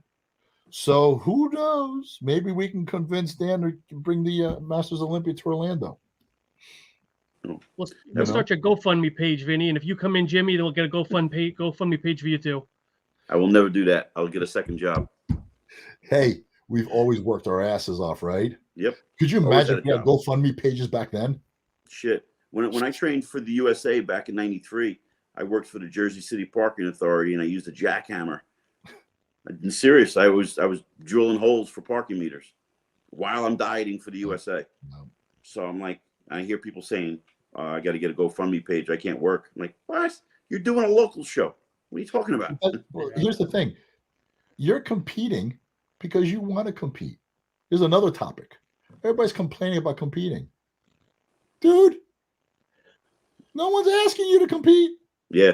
Dom Cardone. If you don't like the federation, go somewhere else. Right. I know. Dom Cardone posted something really cool today, and he broke it down about, all the things you shouldn't be doing. If you're focused on what you're going to eat after the show, you're doing it for the wrong reasons. If you're walking around like you want to beat somebody up, you're doing it for the wrong reasons. So you see all these weird things that people do.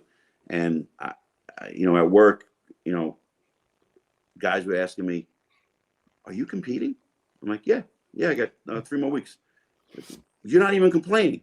I'm like, trust me, I'm complaining in my head, but what's it going to help? How's it going to help me walking around here and have everybody feel sorry for me? It's not doing anything for me. My mother put me in my place. Good old Greek mom. It was 1986. I'm getting ready for the junior Mr. Greece. I had won the teenage in 84, going in 86. And I'm still at home, and I was ready to eat, and I saw the chicken was a little more, you can eyeball, what's 8 ounces, grams or whatever. And there was a little more chicken there. I went off on my mom, and my mom, my sweet little mom, gave me that look, and she pointed her finger at me, which I saw the devil come at me, right? And she goes, "You listen here. No one is telling you or making you do this. You are making yourself do this. So figure it out yourself and cook your own damn food." That was it. Dude, 1986. I was in my own misery from thereafter. Jimmy, is there anybody else that's come out of Greece that's been a pro? Oh, yeah. We got Michael Kefalianos. Remember him? Oh, yeah, okay. Yeah, he did the Olympia, did great. Oh, yeah, we got a couple of great guys. Yeah. Okay. Yeah. Michael carried the torch for Greece. I mean, I wasn't the guy who carried the torch in competitive bodybuilding. I carried in other ways, but Michael carried the torch. He did really well in the competitive bodybuilding. Okay. You Yeah. No, I know? remember the name now. Okay. I didn't realize it was Yeah. Greek though. Okay. Yeah, a couple other guys too. In other other I3B back then, but Yeah. Michael was the one who came and battled it out with the big boys. You know, he stayed with me a couple times and he was competing here. I came here in Florida. Interesting. So, All right. And yeah. Vin, I asked Jimmy last podcast, how many covers have you been on? I know you got a handful under your belt. Oh yeah, Vinny's got a few. I think 15 in total. Yeah. And a couple of magazine spreads. I had like 20 over the years. Yeah. Okay. You know, it was different back then. I mean, I'd have an arsenal of photographers I knew I would call after the USA or the Nationals. You know, you make a relationship with them. I invested myself, go to California, shoot with maybe 4 or 5 of them during the week. And fortunately, it was back then. It was free. You get a free photo shoot. They sold the pictures to the magazines, and then you get a phone call maybe 6 months later, like, "Hey, you're going to be in this feature or something." So yeah, it was cool back then. I mean, and visiting LA and going to train at Gold's and Marina Pacific. Yeah, it was just fucking. It was great. It was a great time. Great time. I remember I would go out there in 1996 when I had that run of covers, right? I went out in 1996, and the first 3 days I was doing hardcore bodybuilding shots, all right, with Chris Lund, Mike Nevue. I mean, like hardcore. But I stayed out there 2 weeks. So in the beginning, I'm doing black and whites. I'm doing hardcore veiny, big. By the end of the 2 weeks, I'm doing beach modeling shots with Paula Crane. Paula. Like, I'm down 10, 15 pounds, not one vein, okay, doing the beach modeling shots. You know, I even did a photo shoot for Calvin Klein. That's how small I was getting. Yeah. It was hilarious. And everybody's like, I'm showing these pictures and like, so when was this? I'm like, that was in 96. I'm like, when was this? I'm like, oh, that was in 96. We would go out there and everybody, like Vinny, we would go out there and we worked. Oh, yeah. We worked. I remember one did a muscle and fitness photo shoot. Shit, it was from like 8 o'clock in the morning to 8 o'clock at night. And we hardly ate. You know, they gave us some lunch or something, like sandwiches, like, and I don't know how we did it, but we kept our condition the whole day because we were outside in the sun, but we were working. And then everybody in LA is like, hey, man, why don't you come out, after the shoot? And you're like, no, man. And you go right back to the hotel, covered with tan, knowing the next day you got to shoot again. Yep. Yeah. I remember one of the very first photo shoots I did was before California. I worked with JBN, Just Be Natural. Oh, yeah. And the guy, I don't know if his name was Rick or Rich. He was the owner, still is. And, my head was blown up. I'm at Strong and Shapely Gym. I think I just won the Junior USA. And, I'm acting like the mayor of the gym. And it was a mom thing, like you're talking about your mom. He walked over to me. He's like, "You're working for me right now. Can you act like a professional? Pull your stomach in and stop talking to everybody." And I'm like, "Oh," and that was the day. I'm glad that happened because I had a big head. I'm like, I'm the man. I'm doing a photo shoot. Look at you idiots. You're just working out. You're doing nothing. And yeah, the guy put me on the spot and embarrassed me in front of like everybody. And it was like, boom. All right, let's go. That was my very first photo shoot, and he put me in line and just acted like a professional from that point on. That's interesting. Yeah. I'm sure it has occurred to everybody at least that one time that someone steps on your foot and wakes you up. Yep. I got a lot of for instances. I mean, I got some good funny stories. I remember one time I landed the commercial for Twin Labs, and I'm all excited. I'm down in Florida guest posing at the Southern States. I'm with Gerard Dente. he's their athlete. And I'm so excited. I'm not even thinking. But I learned a lesson. Keep your mouth shut. Don't tell anybody your business. Because I told Gerard, I got the commercial. He's like, oh, that is awesome. I am so happy for you. Monday, I didn't have the commercial anymore. Because Gerard made the phone call. And he said, hey, I'm your athlete. Right. Vinny shouldn't be doing this. And they were like, you're right. And I lost the commercial. And that was a major commercial that he was in on TV. Are you friends with Gerard now? Are you still friends with Gerard? Of course, yeah. Oh, yeah. Gerard's great. It was a learning experience. Gerard's one of the best. Gerard's a great guy. Yeah, Gerard's one of the best. He's another one that I looked up. I thought he went pro too. I didn't realize he never got his pro card. No. Do you know how many guys? Name me one guy aside from Gerard that should have went pro. Edgar Fletcher. Edgar Fletcher. Oh, Edgar Fletcher, yeah. And who'd you say? Robbie Lopez. Oh my God. Yes. Yeah. I mean, he took second in the USA 3 years in a row. Today, that would have been a pro. Yeah. Robbie looked just like Flex You Wheeler. know who always, whenever I remember New Jersey and bodybuilding, do you remember? I'm sure you remember. You know who I'm talking. Bo Matlock. Of course. Okay. Do you remember when Bo Matlock did the Jennifer Holliday? Of course. Posing routine. Yes. And he basically copied Sean Ray's. It was amazing.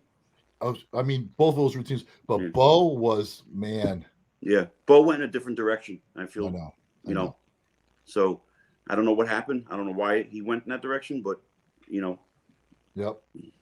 He's There's a lot of good guys back then that never turned pro. But it was so hard. I mean, how many years did it take you? 12, 13? 16. It took me 10. Yeah. I laugh when people say, oh, it took me a long time. Yeah. Well, how long? 3 years. I'm like, oh my God. People thought I was already a pro because I was already in the magazines. Same here. Same people were like, oh, I thought you were pro already. Yeah. Yeah. So when we see pros now, listen, kudos to them because no one's telling them not to be a pro, right? But it's just watering down that level, right? That level of professional level. And here's another thing that I think they should do. Speaking of pro levels, I think having 36 guys at the Olympia, at the Open, let's just stick at the Open, right? I think it was 36, or let's just say it was over 30. Having 30 guys at the Olympia is way too many.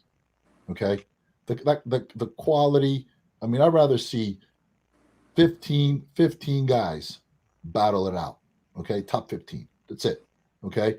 And I think they should start tiering pro shows. Okay. They should, yeah. Like tiering pro shows. Like you got the Arnold and the Olympia. You're in the top 2 or top 3. Let's just say you automatically qualify for the Olympia. Period. Done. Okay. The other shows, maybe there's another show, whatever, but the other shows, you have to be in the top 3 2 times in the year to qualify for the Olympia. Make them work because now nobody competes. Yeah. Yeah, I thought it was like that. What? I think there is tiers, Jimmy. I think there are there's points based on different tiers. Like like a Florida is going to get less than a New York Pro versus wherever else. I think it is tiered. It is tiered. Yeah. Yeah. Yeah. I don't know if the point system is working then. How's that? Yeah, no, I agree. I think they need to make it higher so there's less people in Olympia, like you said. You gotta be in the top 3 2 shows in a row, 2 shows that year to qualify for the Olympia. Period. Yeah. Now you're getting quality guys. Now you got guys who are really hungry for it. That's all. We just sound like 3 old griping guys here on the call. Listen. I'm still so in love with bodybuilding, and I think today I saw something go back and forth with Rich Gaspari and Barry DeMay, and they were both right, but I think the guys now on the internet just reamed them for no reason. What Rich was saying and what Barry was saying was, hey, back then there was a Christmas tree, now there isn't. Rich and Barry are not saying that these guys aren't good.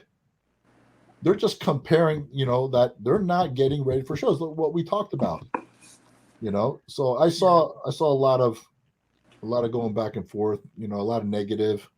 Some people understood what Rich and Barry were saying, but I think I do believe that the new school or the fans today think that we're bitter of, towards the new school. No, I got to tell you, I love the new school, but because I don't want them making the same mistakes, I want to help them because they're doing things that they're not getting anywhere. It's taken them a lot longer to get to the top. Okay, then I don't think they're training hard enough. I don't think they're dieting hard enough, and I think they're just passive, getting through it. Okay, when they're going through workouts on videos and no one's cracking a sweat, I got a problem with that. And then you tell me you want to be better than the 90s. The reason why we're the 90s, and I'll stop here. The reason why the 90s are better than now is because look at us then and look at you now. You guys should be way better than us now, and you're not. Period. Everything has gotten better. Football players, speed, baseball players, everybody has gotten better somehow because there's research, there's tools, there's coaching, there's more information, right? Everybody should be better, and they're not. So if they want us to shut up, they need to be better than us, because we had nothing back then. We had trial and error, and they have more knowledge, more information out there, more resources to make us look, basically to make us go away. They could. Well, I think it goes back to you and I had Rich Gaspari in the gym. I had John Natashak. That's who I learned from. That's who I watched. One guy, just one, and 3 bodybuilding magazines. That's where I got my information from.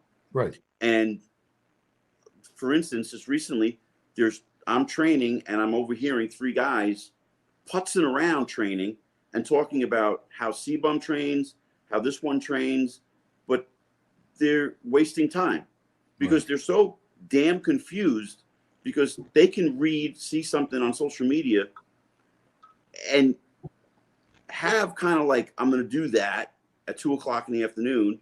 And then by 5 o'clock, when they get to the gym, they've read 4 other guys' stuff and they're so confused on how to apply it. And then when they do go to the gym, they're not executing 100%. So no, I'm not ragging on today, but I am saying there's a problem with how they're approaching their workouts because they're so confused with so much information that they don't know. One, they don't know their own bodies. They don't know how to train. 2, they've changed their mind probably 4 times on what they're going to do by the time they get to the gym. You and I, even to this day, and I'm not tooting my own horn. I don't mean it this way. We say, all right, today's leg day. All right, how do I feel right now? I'm going to hit extensions and leg curls back and forth I'm going to look at the clock and maybe go a half hour and just keep going back and forth until I'm warmed up. And then I want to squat today, but I got to do something else before I squat. So I'm going to hit the leg press. I'm going to do this. Then I hit squats. But we kind of have a game plan. We don't go and say, let me look at Milos's videos and should I do a giant set? Or let me look at, God rest his soul, John Meadows' stuff. Right. Should I do cluster sets? Let me look at whoever else. Do it all. Huh? Do it all. Do it all. But the point is we know what to do and execute it. And when we have that plan, like I do, I look at John's stuff and go, Vinny, hey, it's the intensity. Let them do it all. And the grit. Let them do it all. Let them do everything. The thing is, they don't get down in there. Let me, and I don't want to take away from anything from Chris. C-Bum to me is the new Arnold of bodybuilding. Period. Okay, he is. But 3 years he won the Olympia, right? This year he said, "I never trained so hard in my life." Why? Because he had Hani kick his ass in. So you're telling me 3 years now you winning the Olympia, and now in the 4th one you said, "I never trained so hard in my life." Are you telling me you weren't training as hard? No, he wasn't. Yes. So that right there shows me that if he's not maxed out, Okay. He should have been maxed out the second year and redo it the third year and redo it the fourth year. 3 years later, he's like, I kind of maxed out. And now he's got to go back and max out again. So no one's training hard enough. And again, I'll bring anybody in the pit. Anybody in the pit. Leave weight aside. Leave the weight aside. No one's going to out-train me intensity-wise. Nobody. Well, I'm coming down. I'm training with you. I'm trying to play with you, Vin. We talked about that today. Nobody. You know why? Because we're trained here. Yep. I'll take that burn on that leg extension and embrace it and walk right through it. No one knows that there's no burn on the other side. You know that. Yeah. Yep. When you go through those leg extensions and those legs burn, you keep going. There's no burn after that. You gotta. It's like that. When the astronauts come back, what's that called again? Oh, yeah, I know what you're talking about. Oh, come on, man. Yeah. I know what you're talking solar about. thing, right? What's it called? I don't know, Well, but anyway, I know what you're talking about. We're all talking about. That's all we know is bodybuilding. Well, it's muscle heads. Where you guys are. So you know, when you do leg extensions, you feel that burn. If you can embrace it, not as pain, on the other side of that, there's no more pain. Yeah, it stops. It stops. It's re-entry, Jimmy. Right. Re-entry. There you go. Okay, now I can sleep. So how many people have done that? I took my wife Tammy through that. She still loves me. Okay. And she's like, oh my God, there's no more pain. I'm like, yes. It's funny you saying that because like I put a lot of guys on the spot where I work and I say, you don't train legs hard enough. And then people will say to other people, I saw Vinny putting you through a leg workout, but it looked so easy. Why were you crawling? And they're like, you don't understand. This is the worst experience I ever had in my life. And they're like, how was it so bad? Yeah. You were doing 5 reps.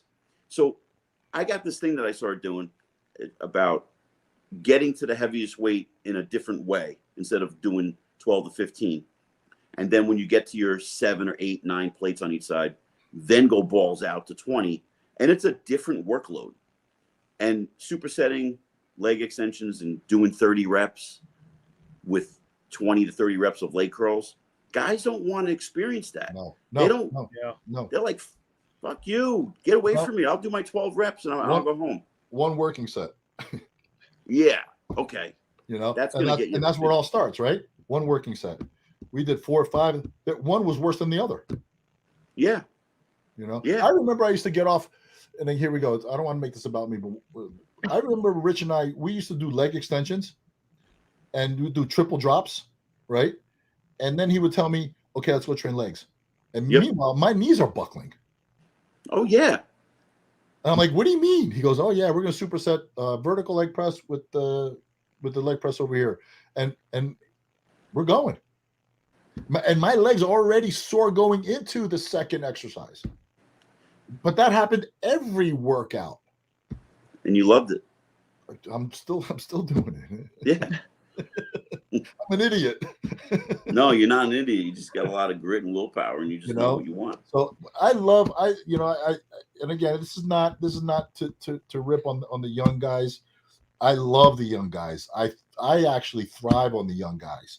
I just don't want them to waste time because we wasted time trying to figure this out, you know, and everybody's trying to crack the code. We already cracked the code. It's called work. Yeah. There's no code. Get your ass in the gym, work, beat yourself up, smart, okay? Smarter than we did, okay? And eat your food. And do it again the next day, and the next day, and the next day, and the next day. Yep. You come in shape until your cheekbones are the only thing you see in the mirror. That's it. I only have like 1 or 2 guys that I could invite to. I got this guy Juan, who just can't wait to train with me, and it's balls out. And I got another guy Dave. I trained with him today, and they're the only 2 that I trust that are not going to hold me back. and it's like, it sucks to go to the gym and nobody knows what you're talking about when you ask for a spot. And I try to tell them, listen, the louder you get, I don't become stronger. I need your hands on the fucking bar. Spot me. And they're like, but I was spotting you. I was standing behind you. No, and I try to teach them. And I have a lot of patients. I do. And then you just see them doing the same thing. It's like, what happened? Like, what the last 10, 12 years? And I think that's our responsibility, to be patient with them, show them, but they also have to be open. And I think they are. I think there are, and I think they're taking it wrong that, we're beating them up because they're no good. I think they're great. I think they're amazing. They're amazing athletes. They're amazing people. Oh yeah. We just want to help. We want to let them know what they're missing. Yeah. Hey, let me show you something. Yeah. And that's one of those. Here, let me show you something. Let's do a leg workout together. And like they'll look at me like, fuck you want to do that, old man? I'm like, come here, let me show you. Oh yeah. But nobody wants to step with me in the pit. Nobody.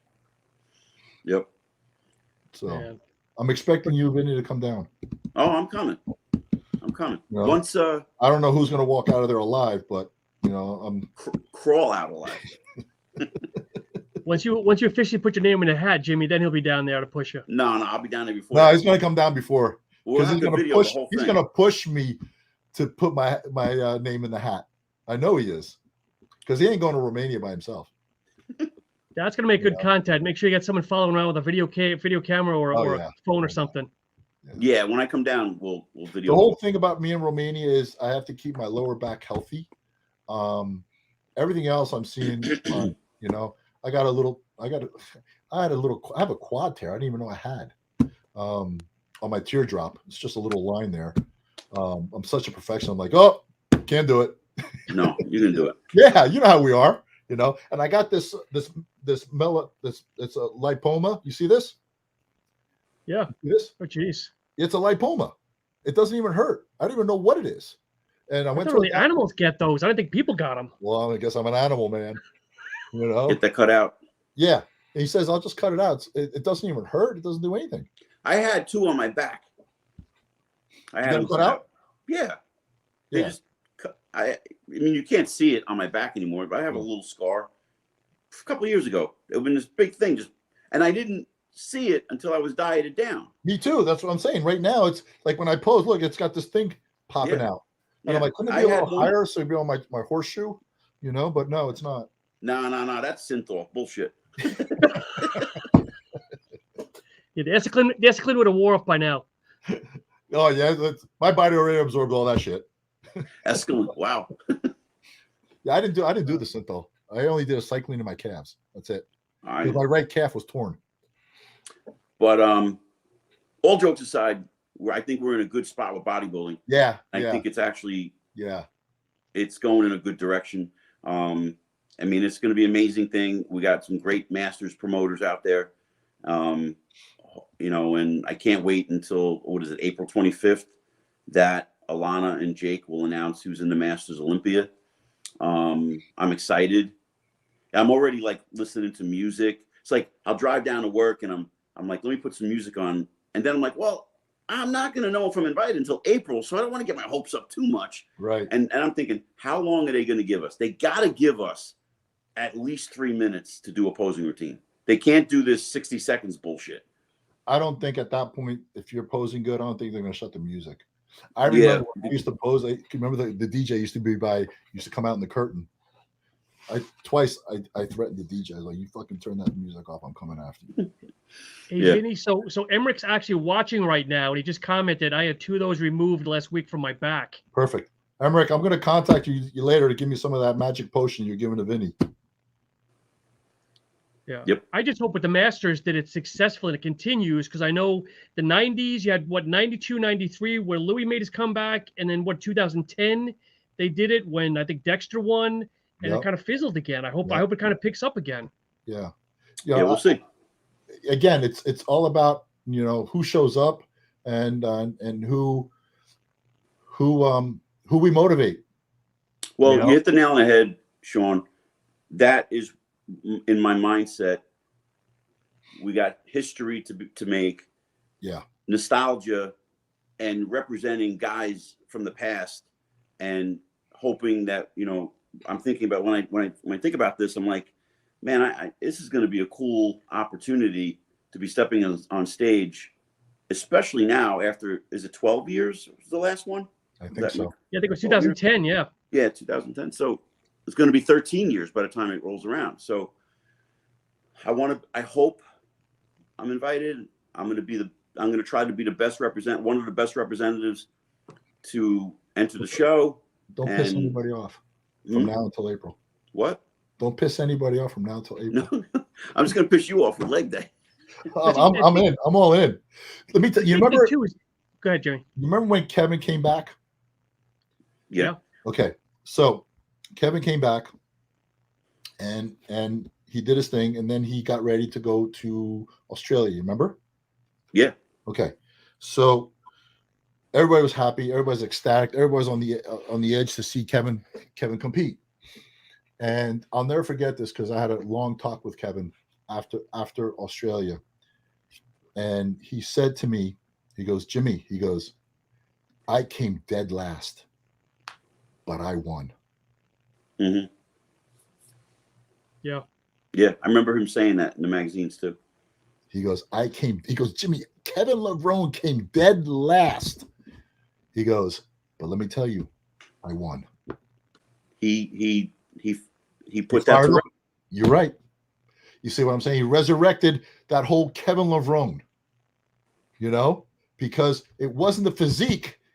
It was his attitude. It was his drive. It was his mental state. It was that mindset that he had, that he inspired and motivated everybody.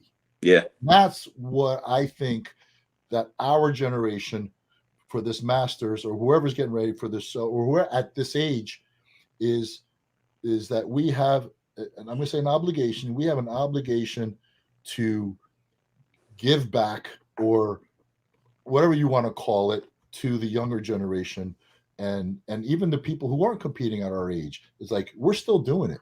Well, we're still in the gym. We're still dieting. We're still eating healthy. We're still doing this thing.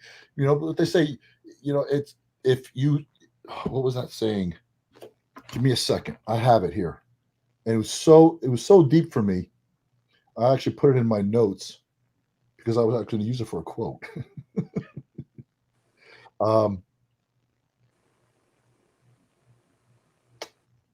I'm sorry.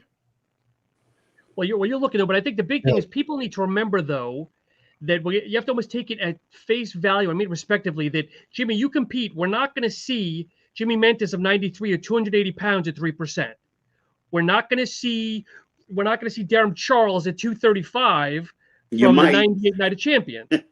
No, but I mean, because that's where this could go wrong, and hopefully it won't. Where it's going to be more negative. All the young folks saying, right. "Oh my God, did you see this guy? He looked 6 weeks out of shape." I want to go into this scene enjoying myself, seeing the guys that I loved and admiring, and stepping on stage again. I don't think that's going to happen. If we come in, well, I'm going to say Vinny because he's already doing the show. If Vinny comes in and every other guy who's going to do this show comes in full, healthy, and lean, the quality muscle's already there. Yeah. Okay. So it's all about presentation at that point. It's all about attitude. It's all about having a great time. And I think that's what the crowd is going to love about it, is like, hey, look, this is what's going on. Here's a quote. It says, we don't stop moving because we grow old. We grow old because we stop moving. Yeah, I've heard that. I like that. I like that. Yeah. To me, it hit me. I'm like, okay, it's leg day. To circle back to what you were saying before, which just, it popped in my head. Back in the day when the Masters Olympia was every year for like, what would they have? Like 8 or 9 of them? Yeah. And then a few years it disappeared, and then it came back and Dexter won. We didn't have a Masters circuit on the IFBB, in the IFBB. So now we have a lot of guys who, Jimmy, when we were teenagers, you had 15 to 20 teenagers in each weight class. Now you're lucky if one kid shows up. And now at the shows, you know, and we used to make fun of the 36-year-old that would win a master show, like Masters. Now, Masters is the teenage version, right? So you got like the master shows are swamped with guys, men and women, and they're coming in great, and it's given them the way I look at it, the way I'm approaching the Masters Olympia. God willing, I'm invited. I want to be a inspiration, a motivation for the Masters competitors that are up and coming. But Vinny, you already are. The thing is, I think what you are doing is saying, hey, listen, I can take my mind there. You see what I'm saying? You're already an inspiration, brother. You already eating that shit. You're already gone. Okay. You're already on that mountain. The thing is like, it's that mental fortitude, it's that champion mindset. Okay. That people would love to have. So by them seeing your posts, reading your posts, you doing your videos, they get to see that and they get to practice that. You don't become a champion because you wake up one day. It's practice. Right. Of course. You know, but I still see myself as the guy who took dead last in 18. You're always going to see that. I see that because if I think for 1 second and I look back and go, oh, I won 8 Masters Pro shows, then the old Vinny comes back and gets cocky. And I need to keep myself in a position where I'm still forging ahead. The way I look at it is, I'm not going to win every show, but I want to make sure that when guys know I'm in it, I'm a fucking headache to them. Right. I'm making them nervous. Right. So I want to give that drive and energy to the guys who are saying, hey, you know, I used to compete when I was 18, 19 years old. I got the family thing out of the way, kind of like settling into my life. I'm 49 years old, 50 years old. Well, Vinny Galante's still doing it. I want to inspire that. You know? You're absolutely right. And I want to inspire the guys. Listen, back in 18, when I saw Jeff Williams winning a few of the over 50 Pittsburgh Masters, I was like, oh, I got it. That's the look. You know, if it wasn't for Jeff Williams, there would be no Vinny Galante right now, because Vinny, we talk and you motivate me and I motivate you. We actually say that to each other. Of course. We're two pros. You see what I'm saying? Yeah. So if we motivate each other, there are other people out there that watch you, you know, and saying, hey, I maybe I don't want to compete, but you know what? I'm going to follow his mindset. Yeah. Because a bench press is a bench press. A squat's a squat. A barbell curl is a barbell curl. You're not going to show them anything different. They've already seen every single influencer out there trying to tell them which way is wrong, which way is right, which to me, every way is right. Okay? I believe that. Yes. You know, every way is right. Okay. Elbows out, elbows in. What every way is right is what works for you. But what it boils down to is, where's your mind? Where do you put your mind to go to where you want to go? How do you get in that frame of mind to get under that squat rack, to get the results, to push you through? I got money problems. I got family problems, right? How did we get through all that? I was piss broke, dude. Mm-hmm. And I still, boom, boom. I lived in Greece and I won the Empire State in 1989. I remember I had $11 in my pocket backstage. Jeez. And I'm saying to myself, all I have to go back now is I had my trip back to the airport from JFK, because my buddy was going to take me, right? And I had two bags of Doritos, and I was carrying my trophies, and I went back to Greece with $11. So yeah. So, but again, you put everything aside, right? Because that becomes your time. What I like people to get out of my training is, you have to have your time. And that time, to me, when I miss a day or two and I'm not supposed to miss it from the pit or just exercising, it's medicine to me. Right? Oh, sure. And I take advantage of that. I take the medicine, I try to convert it into muscle. Okay. So I'm just trying to take advantage of that whole thing, exercising, mindset, and I think that's something that people can take from us, because we still have issues in life. They have issues in life, but you can still, that to me is something they can escape. Some people are like, oh man, I got too many problems today. I don't feel like training. No, man. It's when you do train. That's when you need to train. You don't need to go in and, and lift heavy weights. Just go in and do something for yourself. Walk on the treadmill. Start by walking on the treadmill. Then you see other people train. You're like, okay, let me try this. And before you know it, guy's already in there 45 minutes, getting a little pump, going home to his family, his wife, and saying, hey, I'm good today. You see what I'm saying?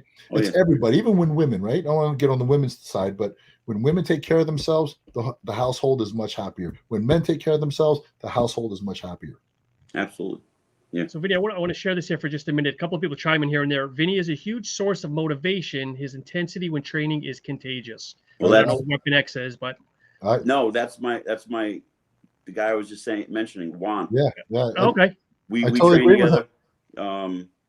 It's he's one of the very few people that he can keep up with me, and it's cool. I mean, he came to me. I trained him. He did a show last year, and I said, you're better than that. And we changed a whole bunch of things, and he kept improving. And, even a guy like Juan, I get feedback from him, and I learn. He's just a little bit younger than me.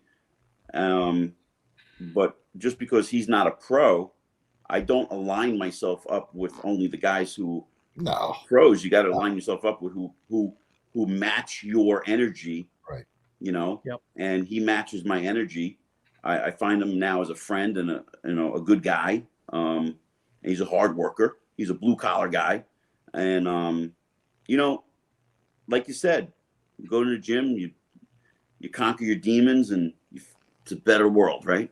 Absolutely. And that's, to me, that would be my ideal connection with everybody else. It's not about the muscles. The muscles is just something, I loved, and I got into bodybuilding. Now I think if I can just give back in that way, and the only way I can give back in a positive way is, hey, here's my training videos, DM me, any way I can help, I'm here.